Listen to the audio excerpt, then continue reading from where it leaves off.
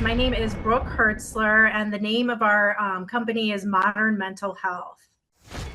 How would you Yep. describe the return on investment of having a weekly coaching meeting and access to a team to help you implement? How would you describe maybe the return on investment from your perspective?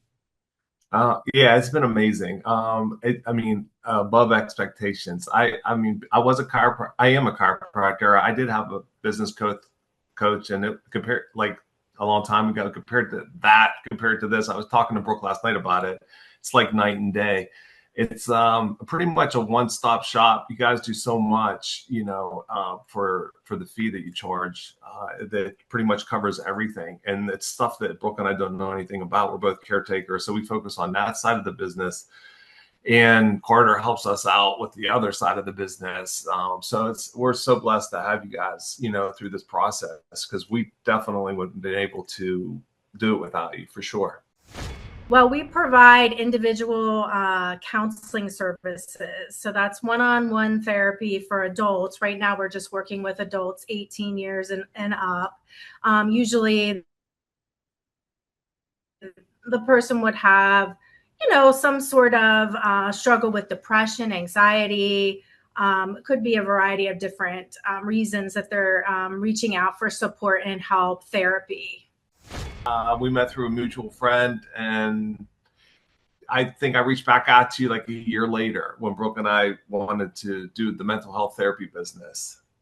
Yeah, well, our web address is www.modernmentalhealth.net. We always get that mixed up. So I can say that again if we need to, but it's www.modernmentalhealth.net.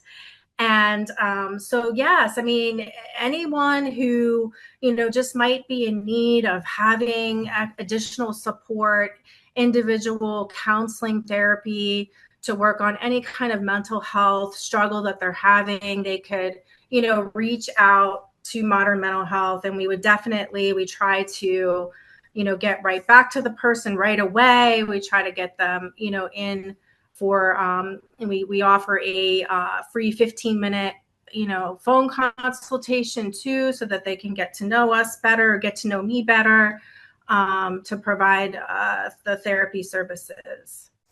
No matter how great your product is, if people can't find you, you're just not going to succeed no matter what kind of business you have. I wanted to ask you this because we've worked with you, if my memory serves me correct, from the very beginning.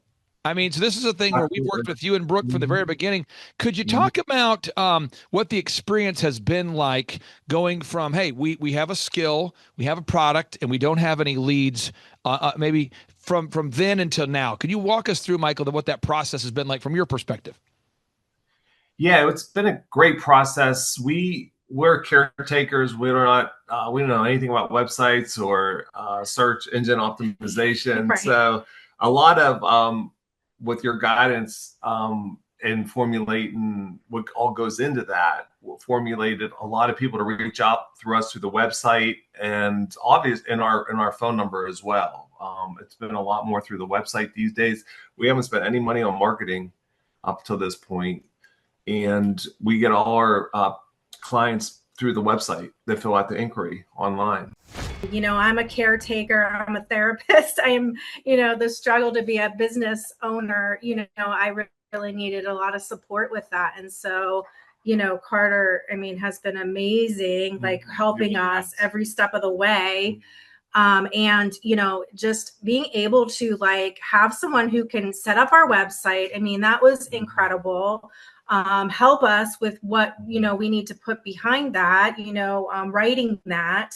Has just been so huge. And then, with the Google leads, and then just, I think we're coming up now on the first page or close to it, when, we wouldn't have known how to do any of that without your help. So that has been so incredible that, we're coming up, therapy in Pittsburgh, and we're coming up close to the, I think, first page. So when people are looking for therapy in the area, we're coming up to the top now, and that's pretty incredible. So we could not have done that without your help. So Yeah, I mean, really, time is limited, right? Like my time is service. So I'm like seeing people back to back, and so like it would have been such a challenge for me had I had to do like a lot of The the marketing.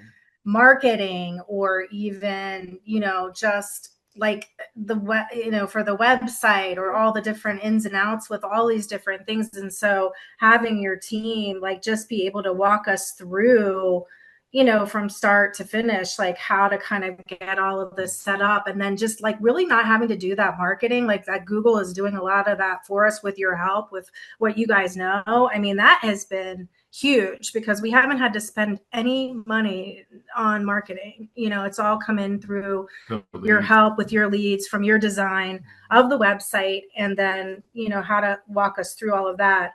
And then also, I mean, like Carter has been super helpful too with helping us with like even how to handle insurance companies and even how to like micromanage them. So he's given us a lot of great tools like in our meetings, just to help everything run much smoother, because really I have to be focused on seeing the clients and providing the service. So it's just been so nice to have a system that just flows so easily.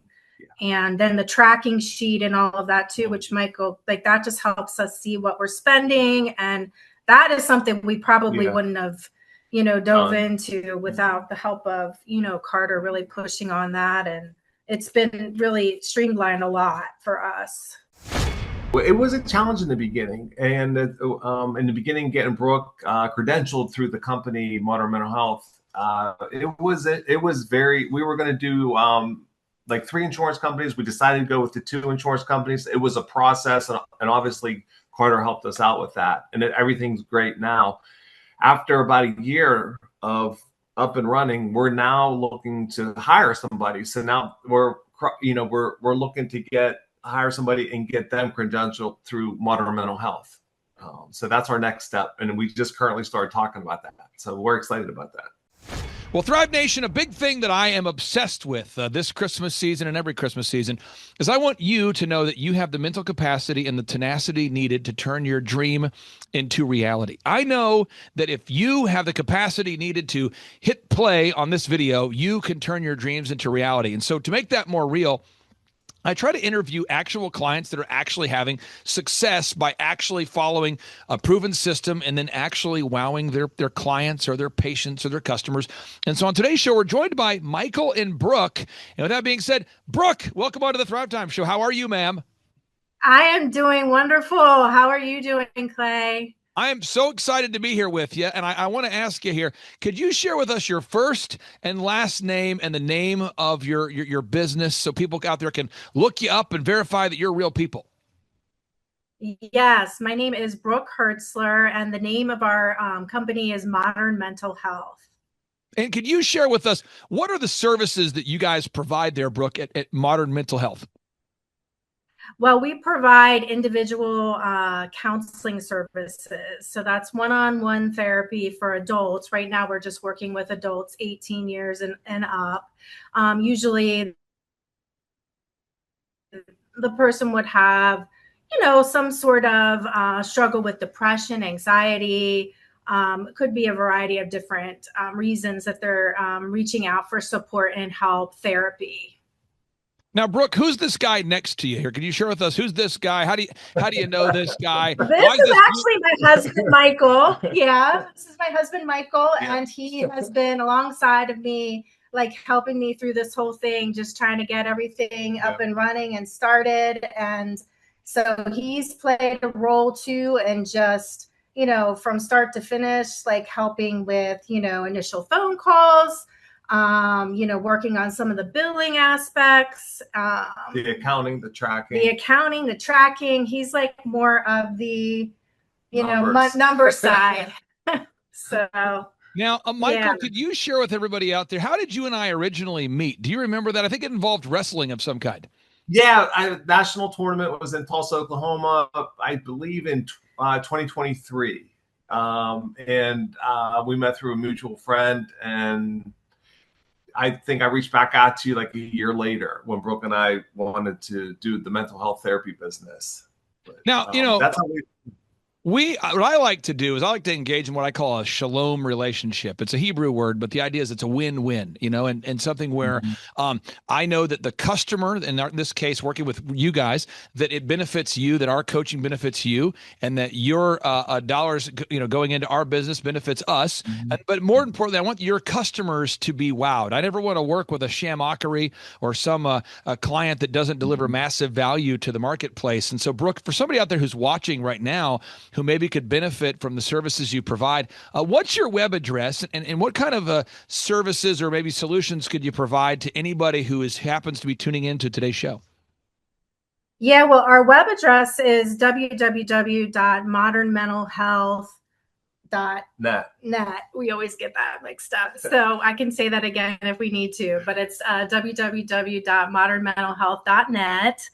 And so, yes, I mean, anyone who, just might be in need of having additional support, individual counseling therapy to work on any kind of mental health struggle that they're having, they could, reach out to Modern Mental Health. And we try to, get right back to the person right away. We try to get them, in for and we offer a free 15-minute phone consultation too, so that they can get to know us better, get to know me better, to provide the therapy services. Now, I'm going to pull up your website real quick so people can check it out. And one of the things, Michael, that you and I had talked about when we first met, and then we've talked about it kind of as a recurring theme, is, when you have a business, whether it's a chiropractic business or a mental health care business or a lawyer, doctor, dentist, home builder, without leads, your business won't succeed. Without an inbound stream or flow of customers reaching out to you, if people can't find you, no matter how great your product is, if people can't find you, you're just not going to succeed no matter what kind of business you have. I wanted to ask you this because we've worked with you, if my memory serves me correct, from the very beginning. I mean, so this is a thing where we've worked with you and Brooke from the very beginning. Could you talk about what the experience has been like going from, hey, we have a skill, we have a product, and we don't have any leads, maybe from then until now? Could you walk us through, Michael, what that process has been like from your perspective? Yeah, it's been a great process. We're caretakers. We don't know anything about websites or search engine optimization. Right. So a lot of with your guidance and formulating what all goes into that, formulated a lot of people to reach out through the website, and obvious in our phone number as well. It's been a lot more through the website these days.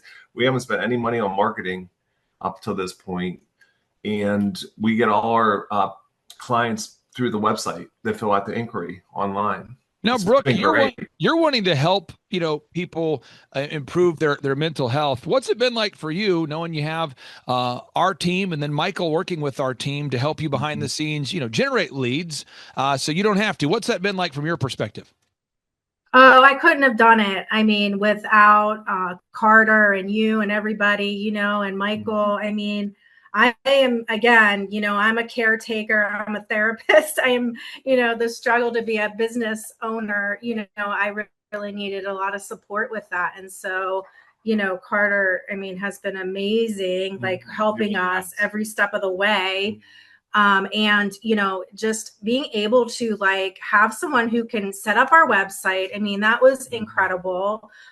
Help us with what, we need to put behind that, writing that has just been so huge. And then, with the Google leads, and then just, I think we are coming up now on the first page or close to it, when we wouldn't have known how to do any of that without your help. So that has been so incredible that, we're coming up, therapy in Pittsburgh, and we're coming up close to the, I think, first page. So when people are looking for therapy in the area, we're coming up to the top now, and that's pretty incredible. So we could not have done that without your help. So Now, Michael, I was talking to a lady today, wonderful lady, and I told her you probably need to come to a conference. I said, just like when you and I first talked, it was like Yeah. we were at a college sporting Mhm. event, and I said, Yeah. "What do you do?" And you said, "What do I do?" And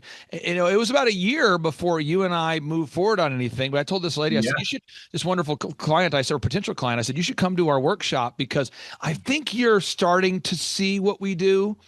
But I want you to Yeah. come to a workshop and maybe look at some case studies and see, because she's wanting to Yeah. start something. And I was trying to explain to her, from the time you start to the time that you are making money, that has to be as short of a period of time as possible. You have to be able to generate leads. Could you talk about maybe the sense of urgency, or maybe what kind of results you've been able to generate in these first 6 months or 7 months as new business owners? Yeah, absolutely. It was probably within the 6 month range. We started developing a profit with the leads that we were getting, which was nice. Brooke in the beginning was working still for her company, and we were doing 50-50. Now, after a year, we're 100% on our own, which is great. And that contributed all that to the leads that came in. Through the website. But in the beginning, it was different for us. But within 6 months, it was great, and we were doing a Yeah. profit. Now, and again, I'm taking notes so our listeners can follow along, but I'm going to start to get really linear, and I want to get Brooke's thoughts on this. First Sure. off, when you're growing a company, you want to do it in a way that it's scalable. So, meaning that as a teacher, there are no bad students. There are just bad Mm-hmm. teachers. So, and this is how I look at it. There's no bad students. If you're watching today's show and you're a student, there's no bad students. There's just a bad teacher. In this case, I would be the bad teacher if you don't get it. And so, what I try to do is make it simple, not because you're not smart, but because I know you're very busy focusing on your main thing. Could you talk Sure. about, Brooke, the simplicity of the system? Because I think a lot of clients or potential clients think about, they say, Clay, I want to work with you guys, but I don't want to have to learn coding. I don't want to have 25 hours a week of homework. I just want a simple plan that I can do. Could you talk about the simplicity, or maybe lack thereof, of the system that we've taught you and your incredible husband to implement for your business? Yeah, really time is limited, right? Like my time is service. So I'm like seeing people back to back, and so like it would have been such a challenge for me Yeah. had I had to do like a lot of The the marketing. marketing, or even just like for the website, or all the different ins and outs with all these different things. And so having your team like just be able to walk us through from start to finish, like how to kind of get all of this set up, and then just like really not having to do that marketing, like that Google is doing a lot of that for us with your help, with what you guys know. That has been huge, because we haven't had to spend any money on marketing. It's all come in through The your leads. help with your leads from your design of the website, and then how to walk us through all of that. And then also, like Carter has been super helpful too, with helping us with like even how to handle insurance companies, and even how to like micromanage them. So he's given us a lot of great tools like in our meetings, just to help everything run much smoother, because really I have to be focused on seeing the clients and providing the service. So it's just been so nice to have a system that just flows so easily. And then the tracking sheet and all of that too, which Michael, like that just helps us see what we're spending. And that is something we probably Yeah. wouldn't have dove into without the help of Carter really pushing on that. And it's been really streamlined a lot for us. I want to bring this So up because every doctor, I say every, I mean without exception, every doctor I've ever worked with, they ultimately run into a problem with insurance companies. And they think to themselves, why do I have to spend my day thinking about how to get paid from an insurance company after I've already provided first class care? And that's a big part of it, is managing those relationships with insurance companies and making sure you get paid. Michael, what's been your perspective on that? I think that's a big part Oh boy. of the coaching we provide for medical professionals, is helping you guys actually work with and manage the relationship with these insurance companies that oftentimes owe you copious amounts of money. They do. It was a challenge in the beginning, and in the beginning, getting Brooke credentialed through the company Modern Mental Health, it was very. We were going to do like 3 insurance companies. We decided to go with the 2 insurance companies. It was a process, and obviously Carter helped us out with that, and everything's great now. After about a year of up and running, we're now looking to hire somebody. So now we're looking to hire somebody and get them credentialed through Modern Mental Health. So that's our next step, and we just currently started talking about that. So we're excited about that. Now, the tracking thing, Brooke, you mentioned it, but I want to go back to this tracking. I always tell people you measure what you treasure, you slack or you don't. What? Think about it, folks. You measure what you treasure, and you slack or you don't track. And so that's why when we were watching that wrestling event there, Michael and I were watching, and the people were getting pretty excited. People in the audience were getting fired up because their favorite wrestler might win, their favorite wrestler might lose, their favorite college might win, and they were keeping track. And there's points and there's a system. So there's an energy out there because everybody was rooting for their team to win, and it creates a certain buzz. But in business, a lot of times people don't keep score. They don't keep track, and then things start to slack. Brooke, how much has it helped you, Brooke, to have a tracking sheet where you can see all of the pertinent, relevant information all in one place? Oh, I mean, it's just helped so much because we need to be able to see what's what we're spending and what's coming in. It allows us just to have one sheet, one area where we can monitor that, and we could go into that at any point. And you guys were helpful in setting up the categories, like even thinking about the categories of what we need to be looking at. I mean, that was all so helpful that you were able to, categorize it all for us too, so that we can just go back in and plug in the numbers. So that's been really, really helpful. And then also helping us to see where we're spending and, or what's coming in and what we need to work on. So now, Michael, I've got 3 final questions as you mentally prepare yourself for this marathon interview. So I've got 3 final questions for you, okay?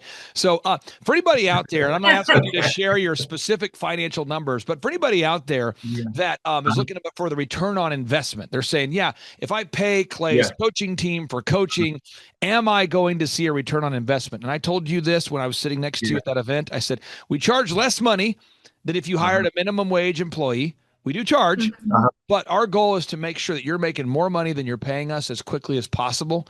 How would you describe the return on investment of having a weekly coaching meeting and access to a team to help you implement? How would you describe maybe the return on investment from your perspective? It's been amazing. Above expectations. I am a chiropractor. I did have a business coach, and it compared like a long time ago compared to this. I was talking to Brooke last night about it. It's like night and day. It's pretty much a one-stop shop. You guys do so much, for the fee that you charge that pretty much covers everything. And it's stuff that Brooke and I don't know anything about. We're both caretakers, so we focus on that side of the business. And Carter helps us out with the other side of the business. So we're so blessed to have you guys, through this process, because we definitely wouldn't have been able to do it without you, for sure. Next question for you, Brooke. There's somebody watching the show right now, and they're going, you know what? My cousin, my neighbor, my brother, my sister, somebody I know is in need of a mental health professional. There's somebody out there watching this. Do you work with patients in all 50 states, or do you work with people just in the foothills of the Appalachian Mountains? Do you just work with bedhead adults in Canada? Who all do you work with? Yeah, well, I am just licensed in the state of Pennsylvania. So really I can only, see individuals that are living here in the state of Pennsylvania, but I can meet with anyone throughout the state. And I am trying to look to see into getting licensed in other states. So hopefully soon. And I just learned something new that, hopefully I can get this telehealth special license pretty easily. So hopefully I'll be able to do Florida here soon too. But for right now, it's Pennsylvania. Got it. Okay. And by the way, just to revisit that idea, we could talk more offline, but there's a gentleman I work with in the marriage counseling space that found that certain states, like Florida, certain states, they all have different guidelines and different things, but he was able to get himself registered to be a counseling service in certain states that were easier to register. And he's been able to dramatically grow his business without dramatically growing his expenses. And so I encourage you to continue pursuing that. Final question I have here for you, Brooke. This is your business. And it's hard to detach the success of a business from how we as an entrepreneur feel about ourselves. As an example, if you're an entrepreneur out there and you run a hardware store that's going into bankruptcy, it's hard to feel good about your day if your hardware store is not doing well. If you're a car dealership, it's hard to detach yourself from feeling bad about yourself if your car dealership is not doing well. How much has it helped you knowing that all these years of education and all this work you put into learning what you learned, you're now able to share it with the world and help your customers? Like, how does that feel running a successful Oh my company? gosh. Yeah, I mean, it's incredible. Like, I just feel so happy. I just every day, knowing that I'm helping so many people. And yeah, all the years of education and just, working so many different, experiences with my work. But to be able to now have my own business, it's just been just so incredible. And I'm so happy and I'm so excited that we're going to start hiring people. So I'll get to hire other therapists and help guide them and teach them. And, so like that's the next phase. And it just really makes me happy knowing that, here I am, I'm doing this and, making a difference in this world and, hopefully, modern mental health becomes, bigger throughout, Pennsylvania here, and who knows, other states too, perhaps. But no, it's exciting. It's a wonderful feeling. Thank you so much. Michael, any final words you want to share? I mean, you were sort of the connective tissue. We were stuck together at this wrestling event. By the way, had a great time sitting next to you. And it was a very unique circumstance in which we met. And I learned all about wrestling. I had no idea. I'd never been to a college wrestling event. Never thought I would go, by the way. I was just there because of random connections. So could what's it been like to see your wonderful wife turn her dream into reality? Yeah, it's amazing because she tried this once before and it obviously didn't have your help, didn't go well, and now it's going great. So she's super happy about that. We are super happy about that. It was great meeting you and your wife at the wrestling event. And then I'll be honest, we really didn't, or I didn't at least, want to come to Tulsa, Oklahoma for that seminar. And we were so glad that we did, to see you in person, spend the weekend in Tulsa. Obviously, that was amazing. We look forward to coming back again and seeing you and your team and your family. Well, hey, thank you guys for being a great member of the Thrive Nation. It's been an honor serving you guys. And I encourage everybody without reservation, if you're looking for a mental health professional, check out modernmentalhealth.net in Pennsylvania, soon to be in other states. Brooke, thank you so much for your time. Thank you, Michael, for fitting us in your schedule. And hope you guys have a great day. Yeah, thank you, Clay. Appreciate it. See you guys. Thank you. Bye-bye. I'm Glenn Shaw, owner of Shaw Homes in Tulsa, Oklahoma. Started the company in 1985.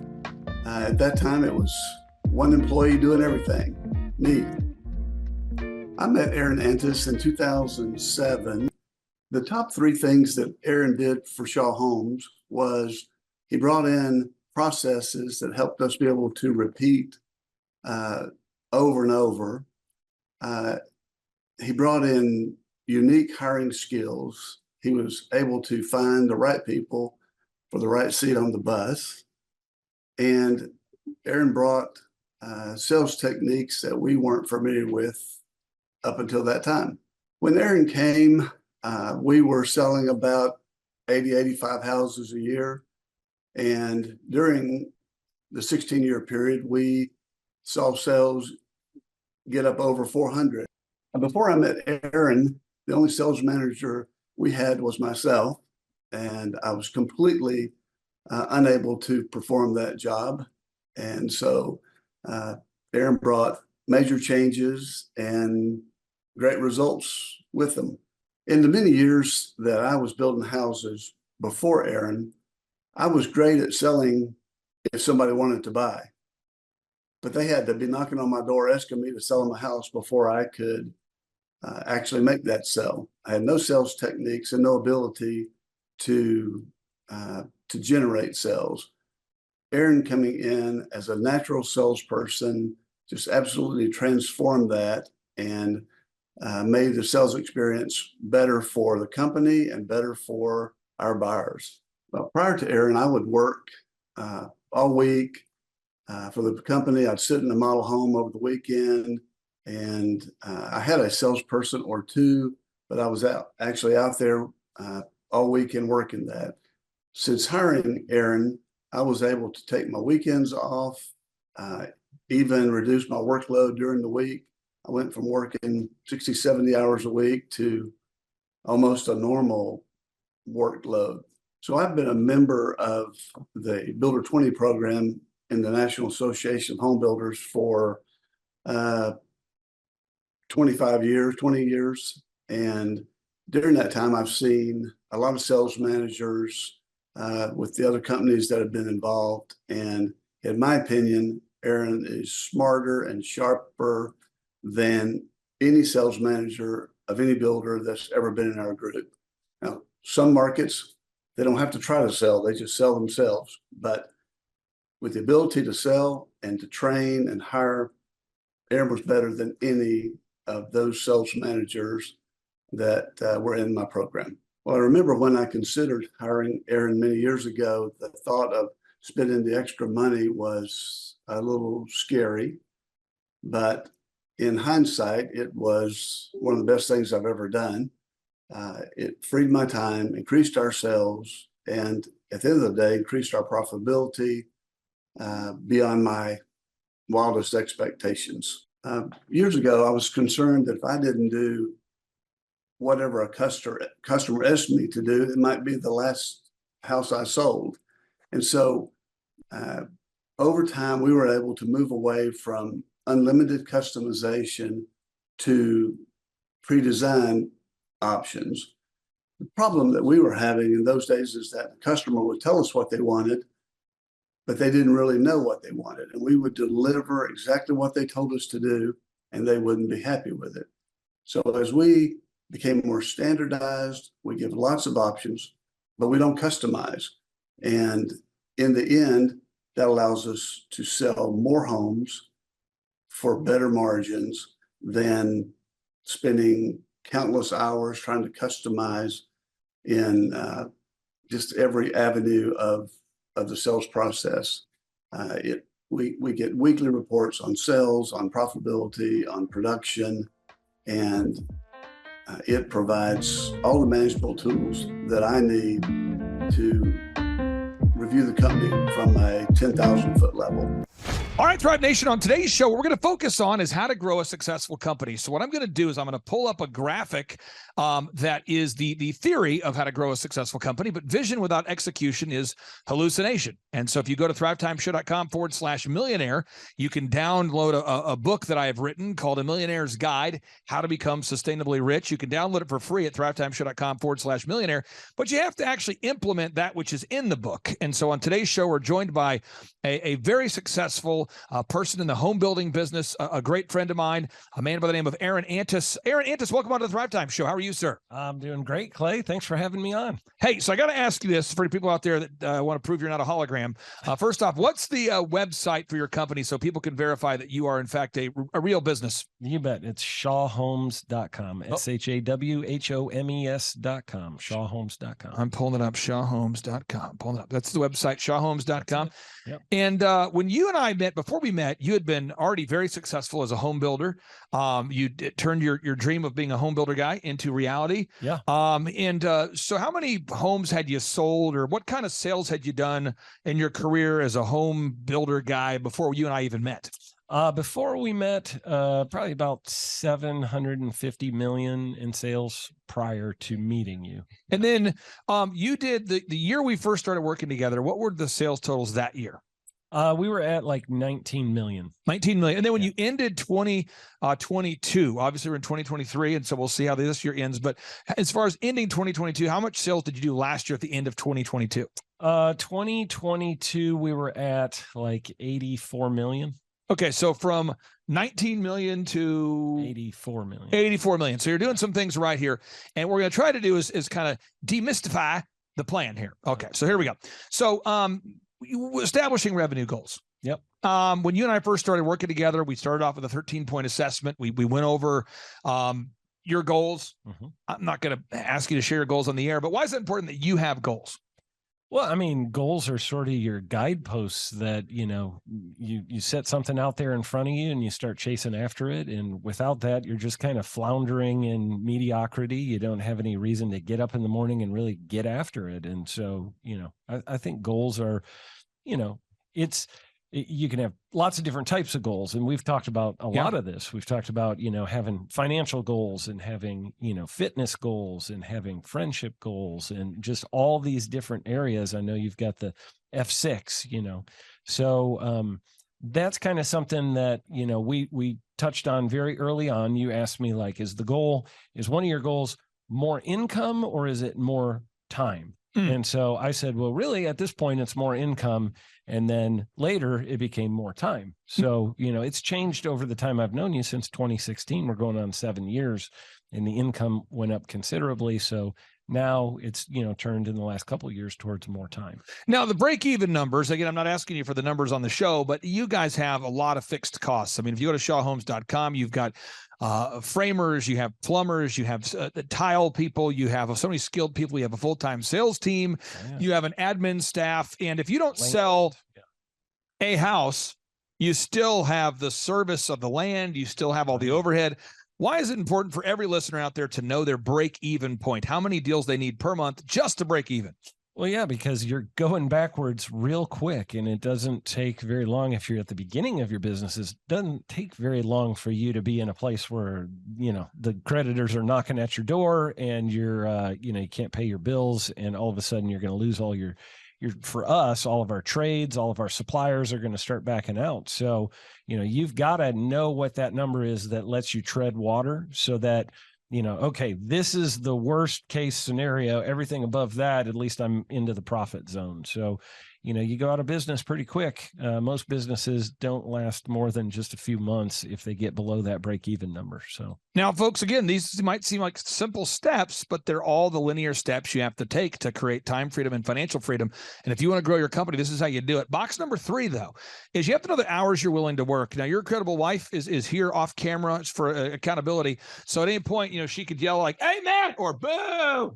But you guys are on the same page with the hours you're willing to work. And you guys, as a couple, I want to brag on both of you. You guys both committed to sacrificing time and energy and a lot of things to get to where you're at in life. Yeah. And then as you had your children, you raised them, you decided to devote time to raising said kids. Yeah. And now that your kids are older, you're devoting time to raising these kids. So it's not like you abdicated being a parent while also growing a company. You did both well.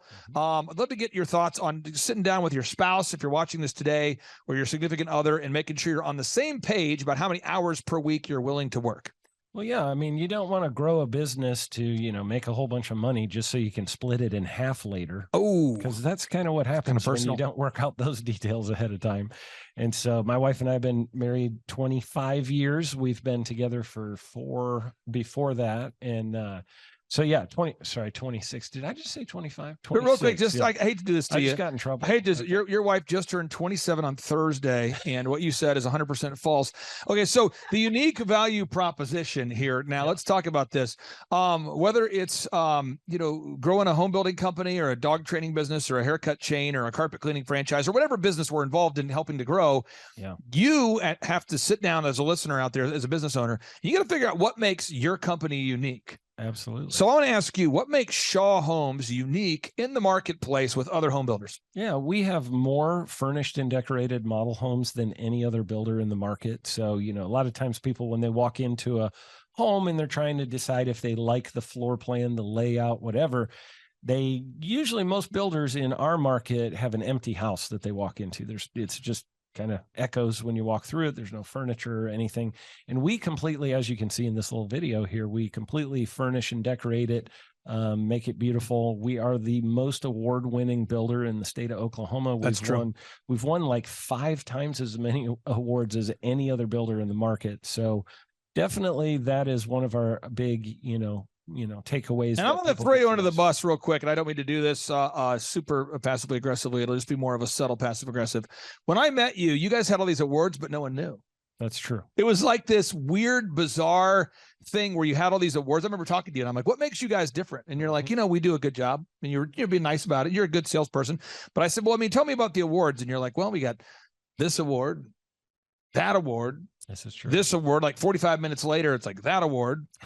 This award, I need to shave now. This award, that award, I need to go brush my teeth. This award, that award, I want to go mow the lawn now. This award, that award, I'm thinking about retiring. This award, that my kids are turning 18. I can see it. This award, you're just going, and this award, and that award.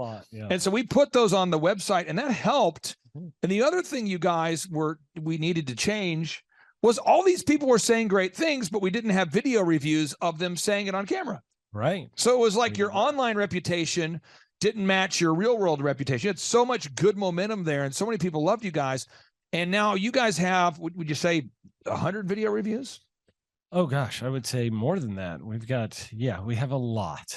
And every week you could just keep scrolling and scrolling and scrolling. I was scrolling. And this is actually all that's on this page. If you go to our YouTube channel, we have way more than this. So yeah. So again, and this is all the stuff. You're going to grow a successful company, folks. Step 1, you got to figure out your revenue goals. Step 2, you got to figure out your break-even goals. Step 3, sit down for an hour of power. Sit down with your spouse. Make sure that you guys are on the same page of your hours you're willing to work.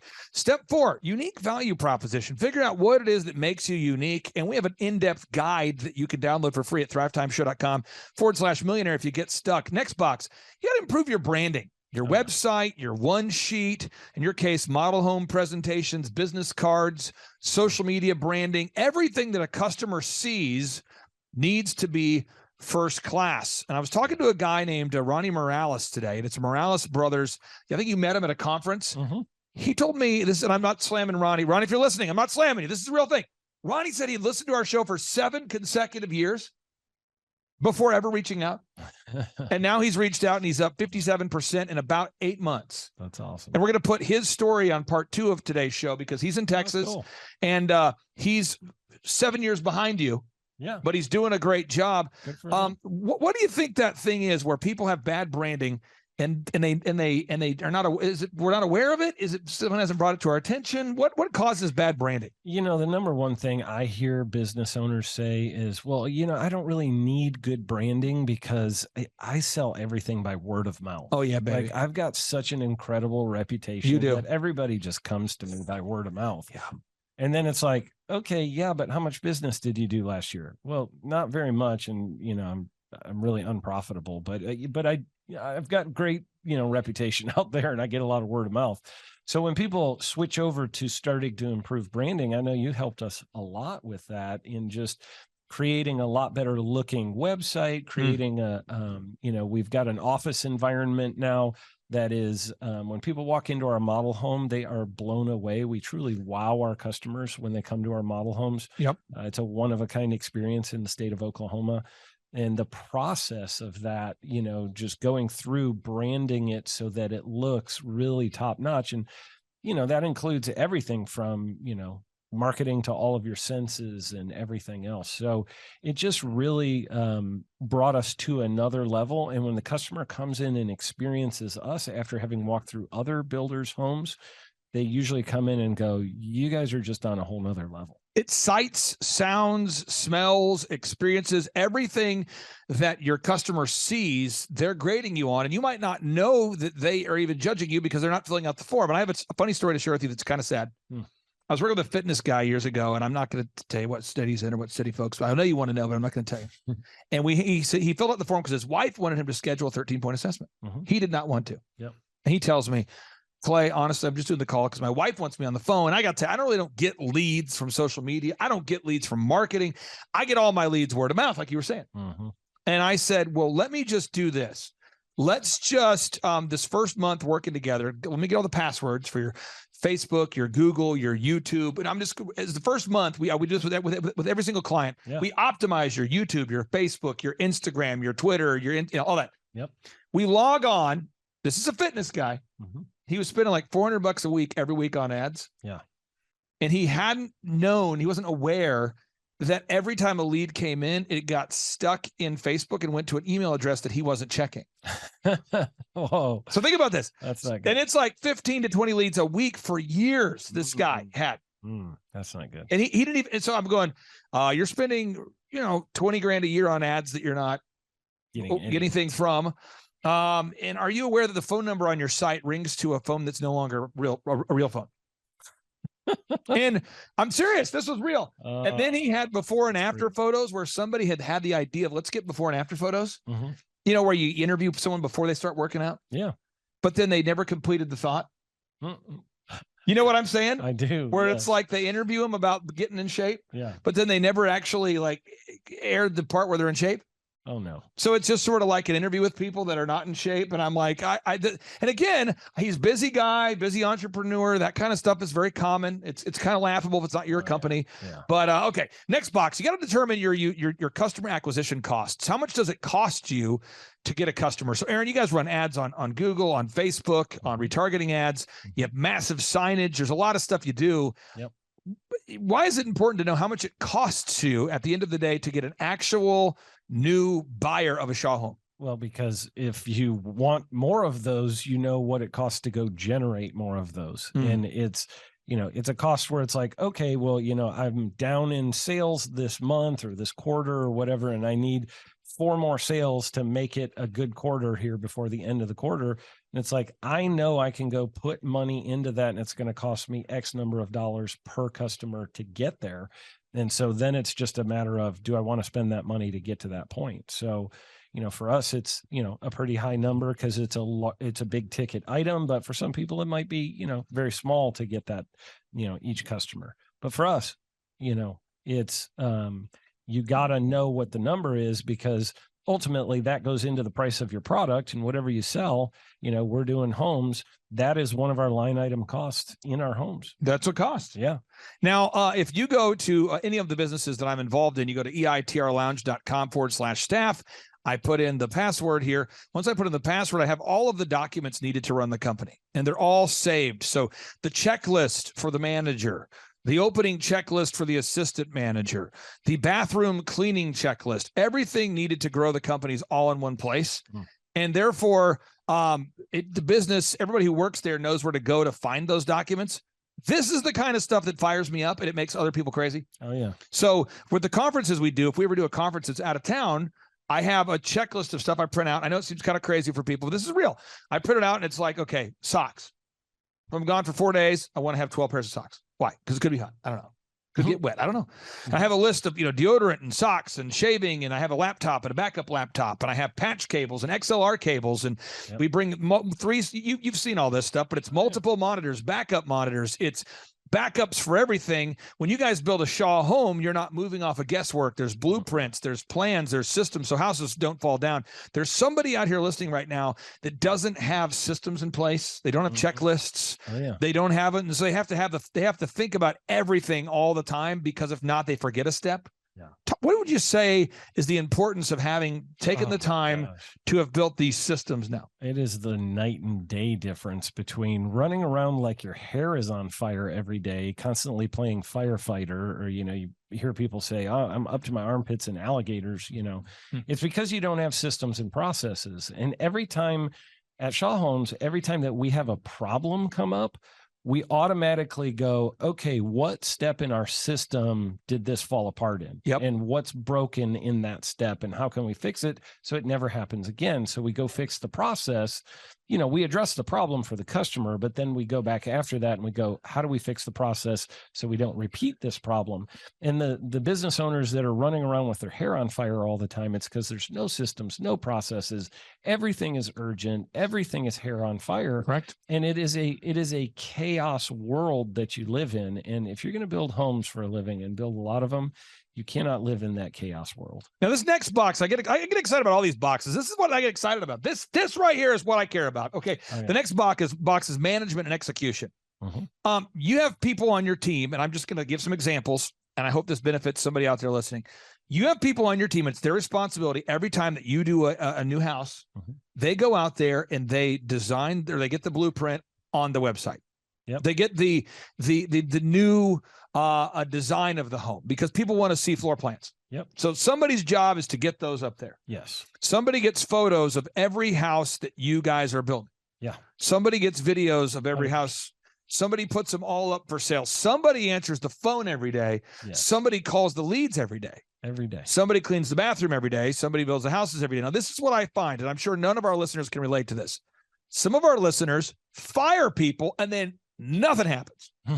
So work with me on this. There's listeners out there that I talk to them every day because we do free 13-point assessments. So I talk to 2 or 3 people a day who go to thrivetimeshow.com. They want to schedule a consultation. And the other day you heard me talking to Jordan. I said, Jordan, go ahead and keep setting those. Because we set an appointment with someone who's definitely not a good fit. Yep. And you could tell he had a little, question if that was okay. And I said, I would rather you set an appointment with somebody than not, because I don't know if who's a good fit or not, Yeah. But the idea, though, is I sit down. I was talking to a guy the other day, and he was like, the reason why my team did not get Google reviews or reviews this week is because we fired a guy. Mm-hmm. And I go, because I'm just asking him, where are we stuck? What's your biggest limiting factor? I have a big process I go through in my evaluation. Yep. And I said, who calls the leads? He's like, well, normally I have a person that calls the leads, but we just fired her. And I mean this stuff. I'm going, how long have you been in business? This guy's been in business for over 10 years. Mm-hmm. And he's reaching out for help. Good person. We're trying to help him. I think it's going to be a good fit. Mm-hmm. But so I said, so basically everybody follows the systems until they don't work there anymore. And then no one does the systems. And you go back and forth vacillating from things being done to not being done. Mm-hmm. And one of my favorite things about working with you guys is that you're honest people. What does that mean? You do your best to do what you say you're going to do. Mm-hmm. And you hold yourself and the employees accountable. Absolutely. But what would happen if every week if somebody wasn't performing, you removed them from the position, and then the houses weren't built for the week because something wasn't going well, or because maybe a salesperson wasn't performing at the peak, you let them go, and the next thing you know, what would happen if you managed your company that way? It would be a disaster. I mean, I can't just fire my superintendent without having somebody already ready to take over all of those responsibilities, because I've got materials showing up at the job site today, tomorrow, and the next day. I've got trades showing up who need some supervision, need to know what they're supposed to be doing. If I fire that guy with no warning, somebody else has to come fill in that position. So, for us, we try to never have that gap happen. And, sometimes it's like, that you're going to need to fire somebody and you can see the writing on the wall. Right. But you want to get the next person up and ready to go before that happens. And you guys have a weekly meeting. So we talk a lot on the show from an employer perspective, but how frustrating would it be to be an A-player employee and you're working for a C-player boss? A boss that doesn't have a staff meeting, that's not organized, that doesn't pay people on time, that's constantly emotional. I see that a lot. And so management is a learned skill. Yes, and thankfully, when I first met with you, you'd already really mastered, in my opinion, managing people. But this next box is where I thought we needed some help, was to build a system for constantly recruiting new people, because certain people work for Shaw Homes for 3 years or 4 years, and then they want to go move, they want to have a baby, they want to stay home, they want to get a new job. Yep. And even though you have low turnover at Shaw, certain people get to their expiration date and it's time for them to move on to something else. Yep. And because we didn't have a process in place at Shaw at that time to consistently bring in a pipeline of new people, it made it difficult to do the management that was needed. Can you talk about the importance of implementing a human resources program for hiring, inspiring, training, and retaining good people? It's huge. I mean, that was definitely an Achilles heel for us. And you helped us a lot with that. Putting in where every single week I'm seeing, potential candidates that could come work for us, and they're job shadowing and seeing what it's like to work in our company every single week. Yep. It does multiple things. It helps the people who work there to know, hey, there's other people who desire to come work here. Here we go. And, if I'm not doing my job, I might get replaced. So there's a little bit of that. And then it's also a thing of, the people who are shadowing get to see the job being done by people who are happy doing their job. And it helps them to want to come be a part of Shaw Homes. I've got a very long list of people right now in every single position that would be excited to come work for us if I did all of a sudden find myself with an opening, because occasionally people leave with no notice or whatever, something happens, family emergency, whatever. Right. And you have that, I need to replace somebody immediately. And the great thing about it is I have a whole bunch of people that I could plug into that position very quickly, because every single week I am interviewing. Now, the next box here is you got to do your accounting, and in order to automate, in order to earn millions, you have to automate your accounting. What does that mean? You have to have a system in place for making sure you price your products and services correctly, and that you pay yourself first, that you set aside a set amount of money to pay yourself and your staff. And all these things work together. And what I find is people ask me often, just not knowing, they come from a place of a good heart. They don't know. They say to me, Clay, what is the most important step in growing Shaw Homes? I've heard Aaron on the show. He's a great guy. Clay, I've heard PMH OKC on the show. Clay, I've seen OxyFresh on the show. What was the most important thing they did? And to me, that's like asking a hiker, what was the most important step you took to get to the top of that mountain? Mm-hmm. Well, it was the one we took there an hour ago. I took a left step. No, it's or it's that gasket a baker. What's the most important ingredient? Is it milk? Is it sugar? Is it eggs? Is it, it's like asking a farmer, what's the most important thing, feeding the animals or watering them? What's the key to your success? There's just certain questions that I understand people want to know, sure, but all of this has to work together, and nothing works unless you do. So I have 3 final questions for you. Mm-hmm. For anybody out there that's thinking about scheduling a consultation, a free consultation with thrivetimeshow.com and myself, obviously they're stuck with me if they fill out the form. I'm the only person that does 13-point assessments. Right. I believe I've seen it since 2005. We help people decrease their costs, increase their time, freedom, and profits. What would you say is the benefit of scheduling that 13-point assessment?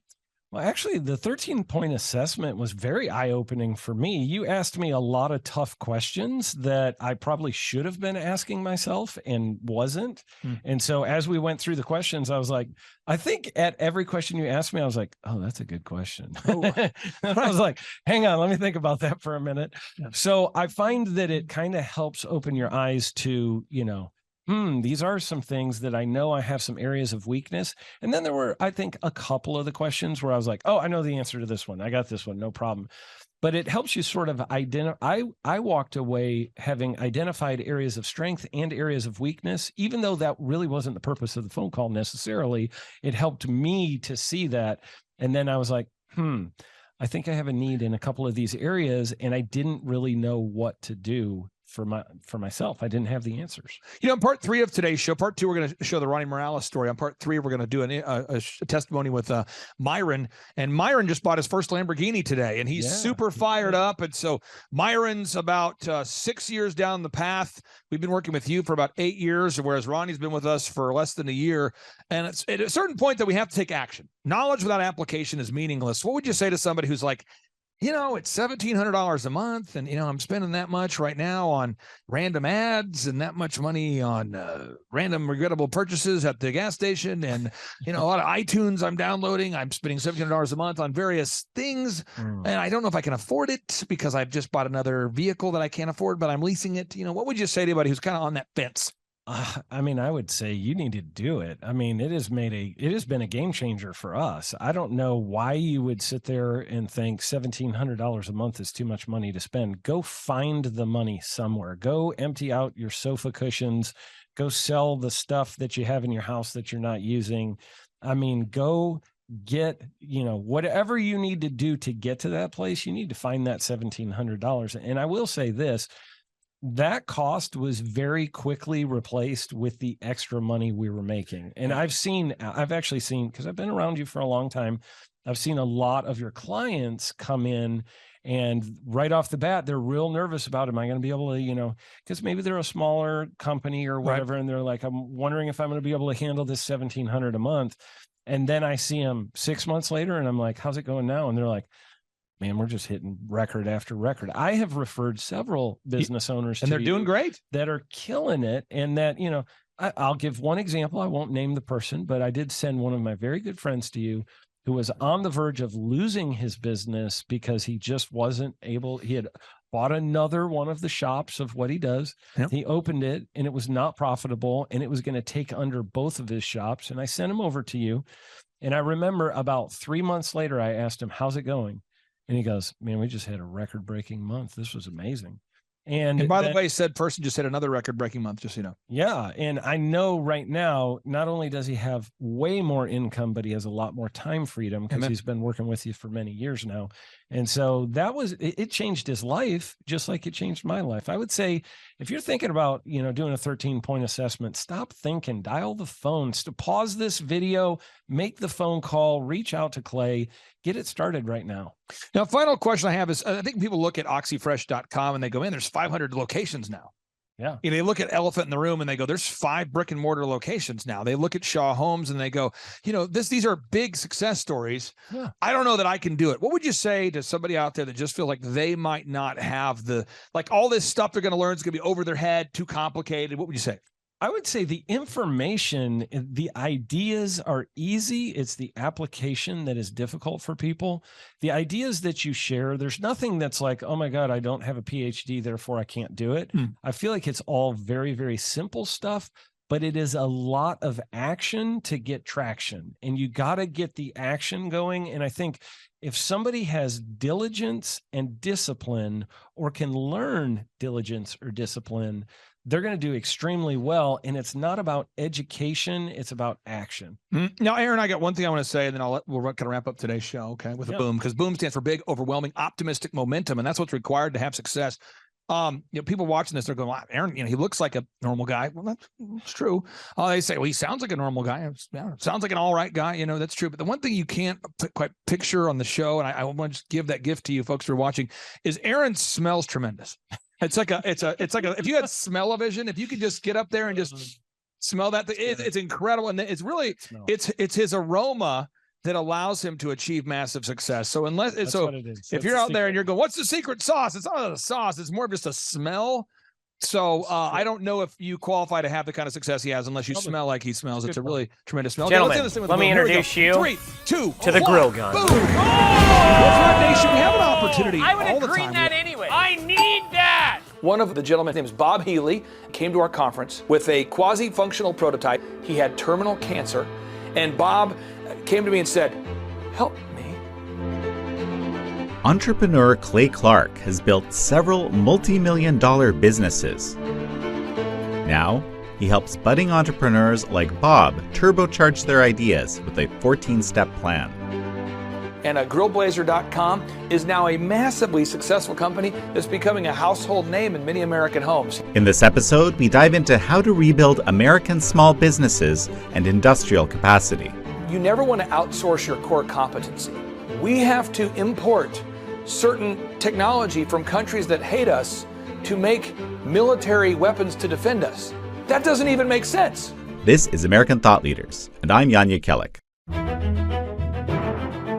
Clay Clark, such a pleasure to have you on American Thought Leaders. Hey, thank you for being here in Tulsa, Oklahoma. So, this current administration is looking to revitalize the economy, to push it to a next level. And for me, always small business has been a centerpiece of this. It's kind of, some people describe it as the engine of American innovation and growth and so forth. But during the COVID years, we're emerging out of them as we speak, a lot of small business was frankly wiped out.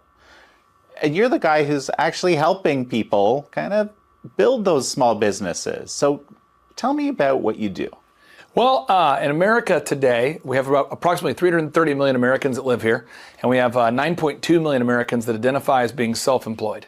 And so what happens is somebody out there, a doctor, a dentist, a lawyer, a plumber, somebody says, I want to start my own business. And when they do, they don't really know the proven processes to start and grow a company. And that's what I do. So I basically take somebody with a dream and I align them with my team and we help them scale something. If you sell something to humans on the planet Earth in exchange for a profit, that's what we help people to scale. You've structured your business in such a way that it's actually, unless your client does well, it's impossible for you to do well. And I thought to myself, what a brilliant way, what an ethical way to set up a business, because you kind of have no choice.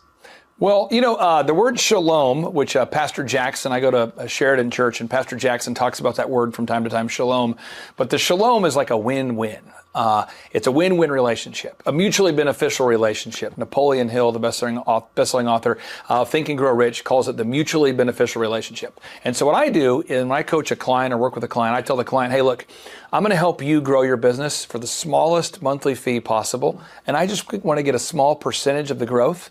Because if I'm getting 1 percentage point of the growth, theoretically, you're making 100 times more than I am. But if I can scale multiple companies, it turns out to be a great thing for me. So I've been doing the same thing for 20 years. And so what I'll do is I'll sit down with an electrician, and the electrician will have a business that's stuck. It's not thriving. It's barely surviving, and they go, I don't know how to grow. I don't know if it's marketing. I don't know if it's human resources. I don't know if it's accounting. I don't know if it's pricing. I don't know if it's me. I don't know if it's the economy. How do I grow my company? And I sit down with them and I say, look, we're going to go through a 14-step plan to rejuvenate, to revive, to bring life into your business. And I'm going to get a small percentage of the growth, and you're going to be rich, and I'm going to be doing very well if this works. Tell me a little bit about your background. And one thing that made me aware of you is that during these COVID years, when a lot of small businesses were basically closed and many permanently, the companies you worked with actually all stayed open. And so just tell me a little bit about how that happened, and a little bit about where you come from too, because that's connected. And I apologize for everybody watching this that I speak fast. I used to stutter as a kid, okay? So my synapses go really fast. So you might have to watch this in slow-mo. But I knew that the Constitution is not a suggestion, and a Constitution cannot be suspended because of a pandemic. That's something I knew. Also, the Bible, I happen to be a Christian. Hebrews 10:25 tells us to not forsake the gathering, even as we draw closer to the end. So theoretically, as we're getting closer to the end of time, God is the Alpha, the Omega, the beginning and the end for all the Christians out there. We're not supposed to stop gathering. So I knew that the pandemic couldn't temporarily suspend the Constitution. I knew that the Bible tells us to not forsake the gathering. And so to me, it was a no-brainer to stay open. Also, I have this controversial business theory I was telling you off camera a little bit, but that it's hard to be open if your business is closed. And so I really leaned into my clients and I said, clients, listen, doctors, dentists, pizzerias, home remodelers, look, the models that said 2.2 million people would die from COVID, those are false. Those are made by Neil Ferguson, the Abdul Latif Jameel Institute. Whether they were wrong intentionally or accidentally, they're wrong. The PCR tests, the polymerase chain reaction tests, those can be misused, misconstrued to inflate cases. And COVID is 100% treatable with budesonide, ivermectin, and hydroxychloroquine. And a lot of my clients were going, how do you know this? And I'm going, well, a third of my clients are in the medical field. So I'm working with doctors, Dr. Rashid Battar, may he rest in peace, client of mine, Dr. Zelenko, right? These are friends of mine, may he rest in peace. And they knew the models are false, the PCR tests are false, the treatments are real. However, the media, outside of One American News, Epoch, and a handful of media outlets, they were just telling everybody, we need to lock down, we need to temporarily suspend the Constitution. And to me, that was analogous to laying on the train tracks to see if it was safe while the train's approaching quickly and will certainly kill us if we don't move. It's like a case study of if we lay on the train tracks as the train runs over us, we'll see if that'll help. We'll see if locking down, shutting down, quarantining will help. Will that stop the spread? And I knew that it's going to start the spread of communism is what it's going to do, because then people are going to be sitting around looking for government handouts. And so I told my clients, stay open. Be the purple cow in the field of brown cows, to quote Seth Godin, the marketing guru. Stay open. You'll be the only company that's open in your market. And so Shaw Homes is a home building company we've worked with for years. We started with them. They were at $14 million of revenue, shawhomes.com. And before they sold the company, we got them up to $150 million of revenue. Not overnight success kind of growth, but I mean a tremendous amount of growth had to do with the fact they stayed open. Pizzerias I worked with, they stayed open. And so again, if you're watching today's show and you say, what can I do with this information? The next pandemic, the next scamdemic, the next plandemic, whatever that is, it cannot temporarily suspend the Constitution, and locking down won't stop the spread of COVID or some other virus. What it will do is it will start the spread of communism. So, Pastor Jackson Lawmeyer, also in Tulsa, I was speaking with him earlier, and the thing that kind of made him realize that there's something amiss with this closing of churches is right across the street, he had a Home Depot, if I recall correctly, a strip club, and one other kind of business that I can't remember, but all of which were open, and you had tons of people going in 24/7 in many cases, right? And he's thinking to himself, and my church is supposed to be closed here, and I'm only doing this once a week? Well, okay, within 4 miles or 5 miles of Sheridan Church, which is a Tulsa-based church, there is an adult club, as he mentioned, a strip club. There was a liquor store. These places are that's right. It was a liquor store was the other shop. They were all open. Dr. Deborah Birx came out and actually said on camera that the models were false and that number was off by 25 times. So my wife is about 5'3". You guys have met her. That would be like me telling you my wife is 125 feet tall. Thus, you need to renovate your offices because she's going to come visit. I mean, the jackassery of being off by 25 times, that should have stopped the pandemic to begin with. Then those PCR tests. Kerry Mullis, may he rest in peace, the inventor of the PCR tests, he actually on camera said multiple times that a polymerase chain reaction test, a PCR test, should not be used to test something like COVID. And he explained how his tests can be misused and miscalibrated. And the Constitution is the law, or it's not. It's not a suggestion, and it cannot be temporarily suspended because of a scamdemic. It's interesting because you say pandemic, but we're talking about the response, the way that we as a society dealt with the pandemic, because there was a virus. Right. And it did go around. Right. But it's how we deal with it is the whole story, actually. So let's go back to small business. Seeing as you're tracking the realities of small business as part of your work, how much of an impact did the whole COVID policies thing have on the small businesses really? Well, the average small business that I work with, when people come to me and they say, could you help me grow my company? We do what was called a 14-point analysis. Okay, so Jan, if I was talking to you and you were a business owner, I would go over, okay, what are your goals? What do your finances look like? What does your marketing look like? What does your branding look like? And we go through that sort of a business colonoscopy kind of thing. We discover that the average small business owner has about 2.5 weeks of payroll on hand, or 2.5 weeks of operating capital on hand, or maybe a little more than half a month of operating capital. Meaning that if you're a pizzeria, you're a doctor, you're a dentist, you could afford to be closed for a week and then another week before you would start to have some serious cash flow problems. And cash to a business is like blood to a human, oxygen to a human, water to a fish. It's essential to survive. And so by doing 2 weeks to stop the spread, what you did was you verified that every business would be dead. And I'm not just saying that because it rhymes, but 2 weeks to stop the spread was like verifying that every business would be dead. And so my wife and I and a lot of my longtime clients, we had built up fortification and cash flow fortification so we could withstand lean times. But most people that I knew couldn't.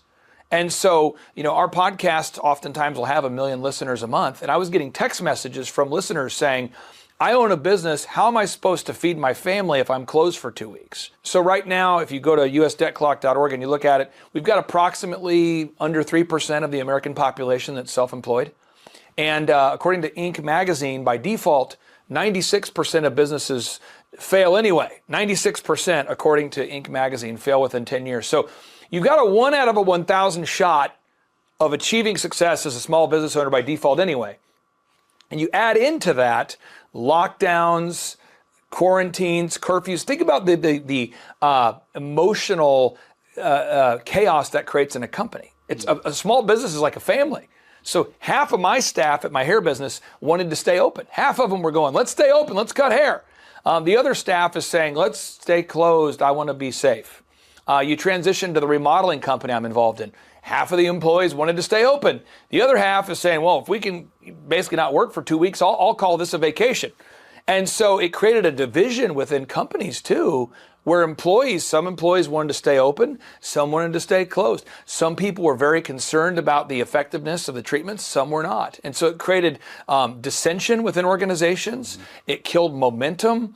It killed rapport. It really was destructive for small business. I mean, that's fascinating, kind of looking at it really from the inside. I mean, so even if the businesses did survive, they had to go through this extra chaos. Yeah, I would just say I have a very intimate knowledge into the workings of the business. And I'm on the phone with dentists who are saying, my front desk lady will come to work, but my front desk guy won't. Dentists are telling me, my anesthesiologist, let's say, for the oral surgeons, he'll come to work, but the actual oral surgeon won't. So the anesthesiologist will, but the surgeon won't. I work with doctors that do knee replacements, doctors that do cosmetic surgeries of all different kinds. They're going, I can't find a hospital that'll let my patient have the knee surgery, but I can find surgeons to work it. So it created this supply chain problem. The home builders I was working with, they could find framers to frame, but they couldn't find tile guys to do the tile. So it created all sorts of disruption within the marketplace, because not only did you have to make a decision as an owner whether to keep your business open, but then you had to educate your employees from a position of weakness, because these doctors, dentists, and lawyers, they don't claim to be experts on pandemics. They claim to be experts in their given field. So it really was probably the most turbulent time to have a business, run a business, own a business. However, because I have a close-knit relationship with my clients, we were able to keep it going. And to quote John Lee Dumas, he has a podcast called eofire.com. And John Lee Dumas is a friend of mine, and he says to me, you're gonna go ahead and have your business conference during the pandemic? And I go, oh yeah. And I'm mangling the quote, but he said something to the effect of, well, I don't think you'll have a lot of competition. And so our business conference was booming. And one of there's a literary agent who represents some of the biggest authors in the world. She told me she flew to our conference and she was the only person on the plane.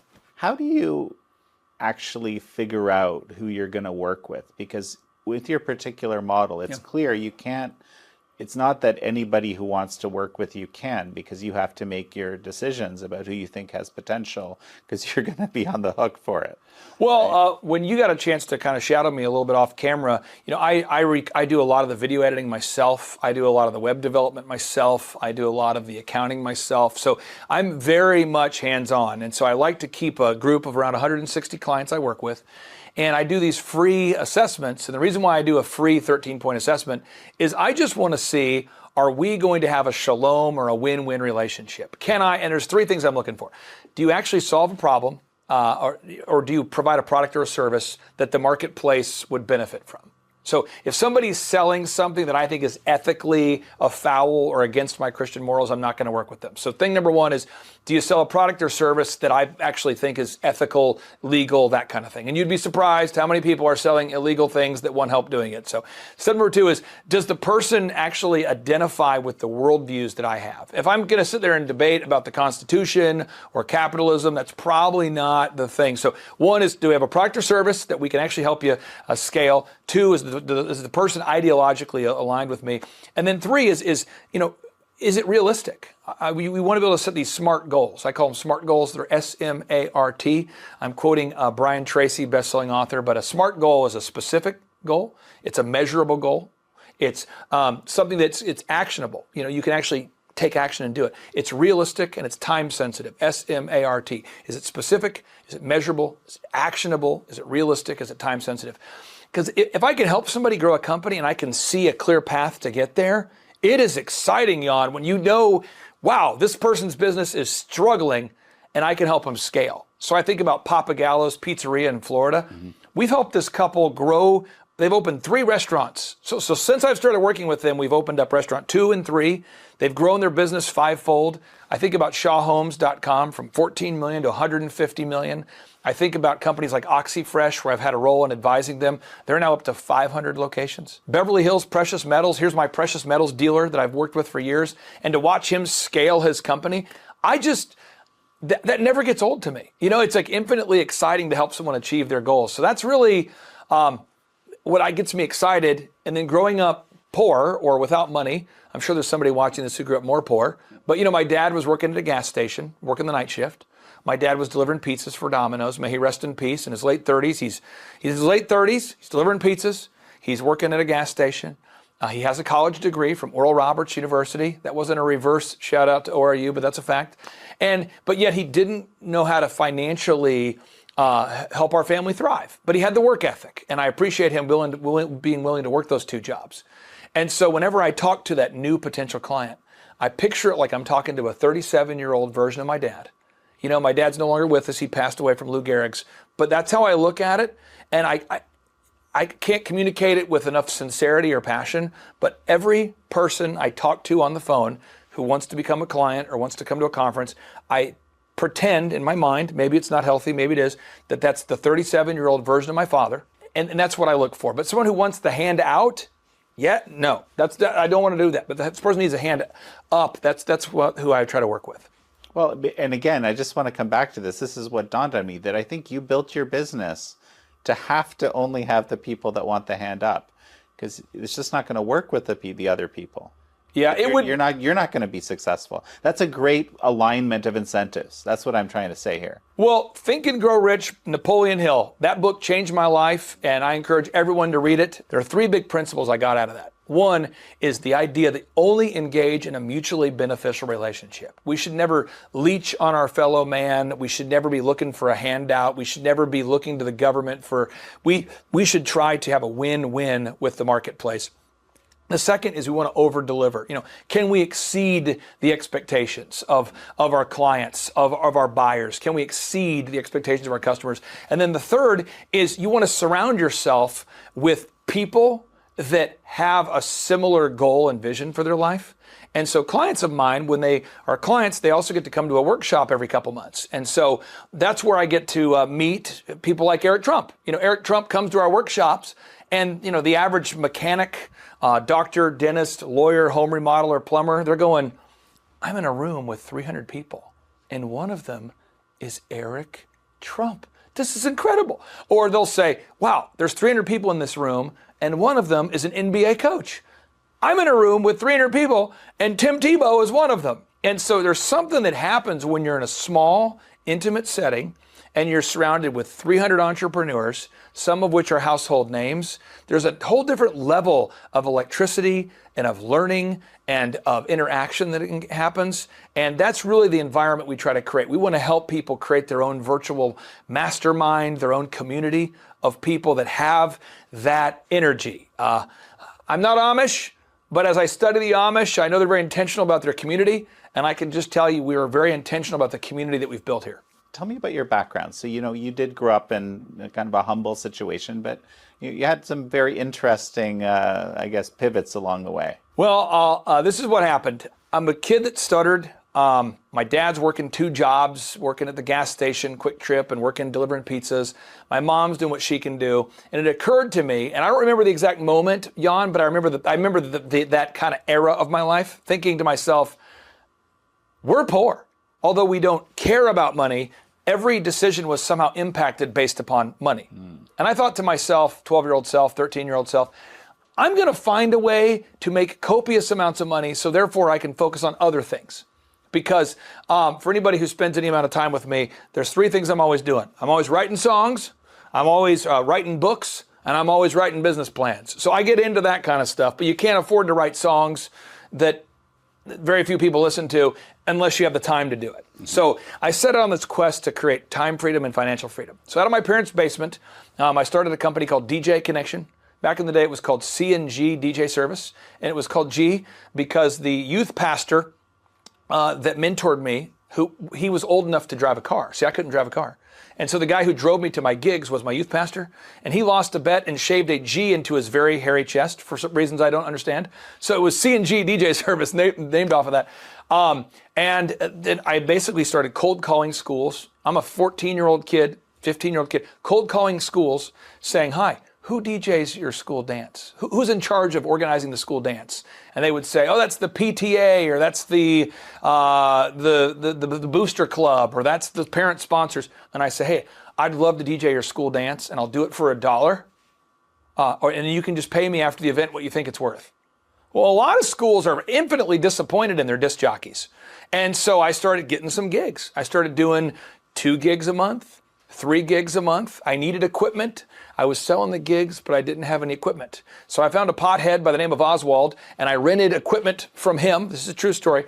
And I thought to myself, I probably don't want to be renting equipment from potheads. I probably need to have a more viable, this is my 14, 15-year-old mind. So I got a job working poured concrete, and I got a job working at the Norseman restaurant, and I got a job working as a home health aide. So I had 3 jobs simultaneously. That was my pro tip for getting rich quick. And I took every dime I had, and I just kept buying more speakers, more sound, more lights. The speakers I bought were called JBL TR225s, and these were like $500 a piece. And I tell you this because I was making $8 an hour. So if you're making $8 an hour, you got to work, 70 hours to buy a speaker, before taxes. So you got to work 80 hours per speaker. So I had 3 jobs. I'm working these 3 jobs.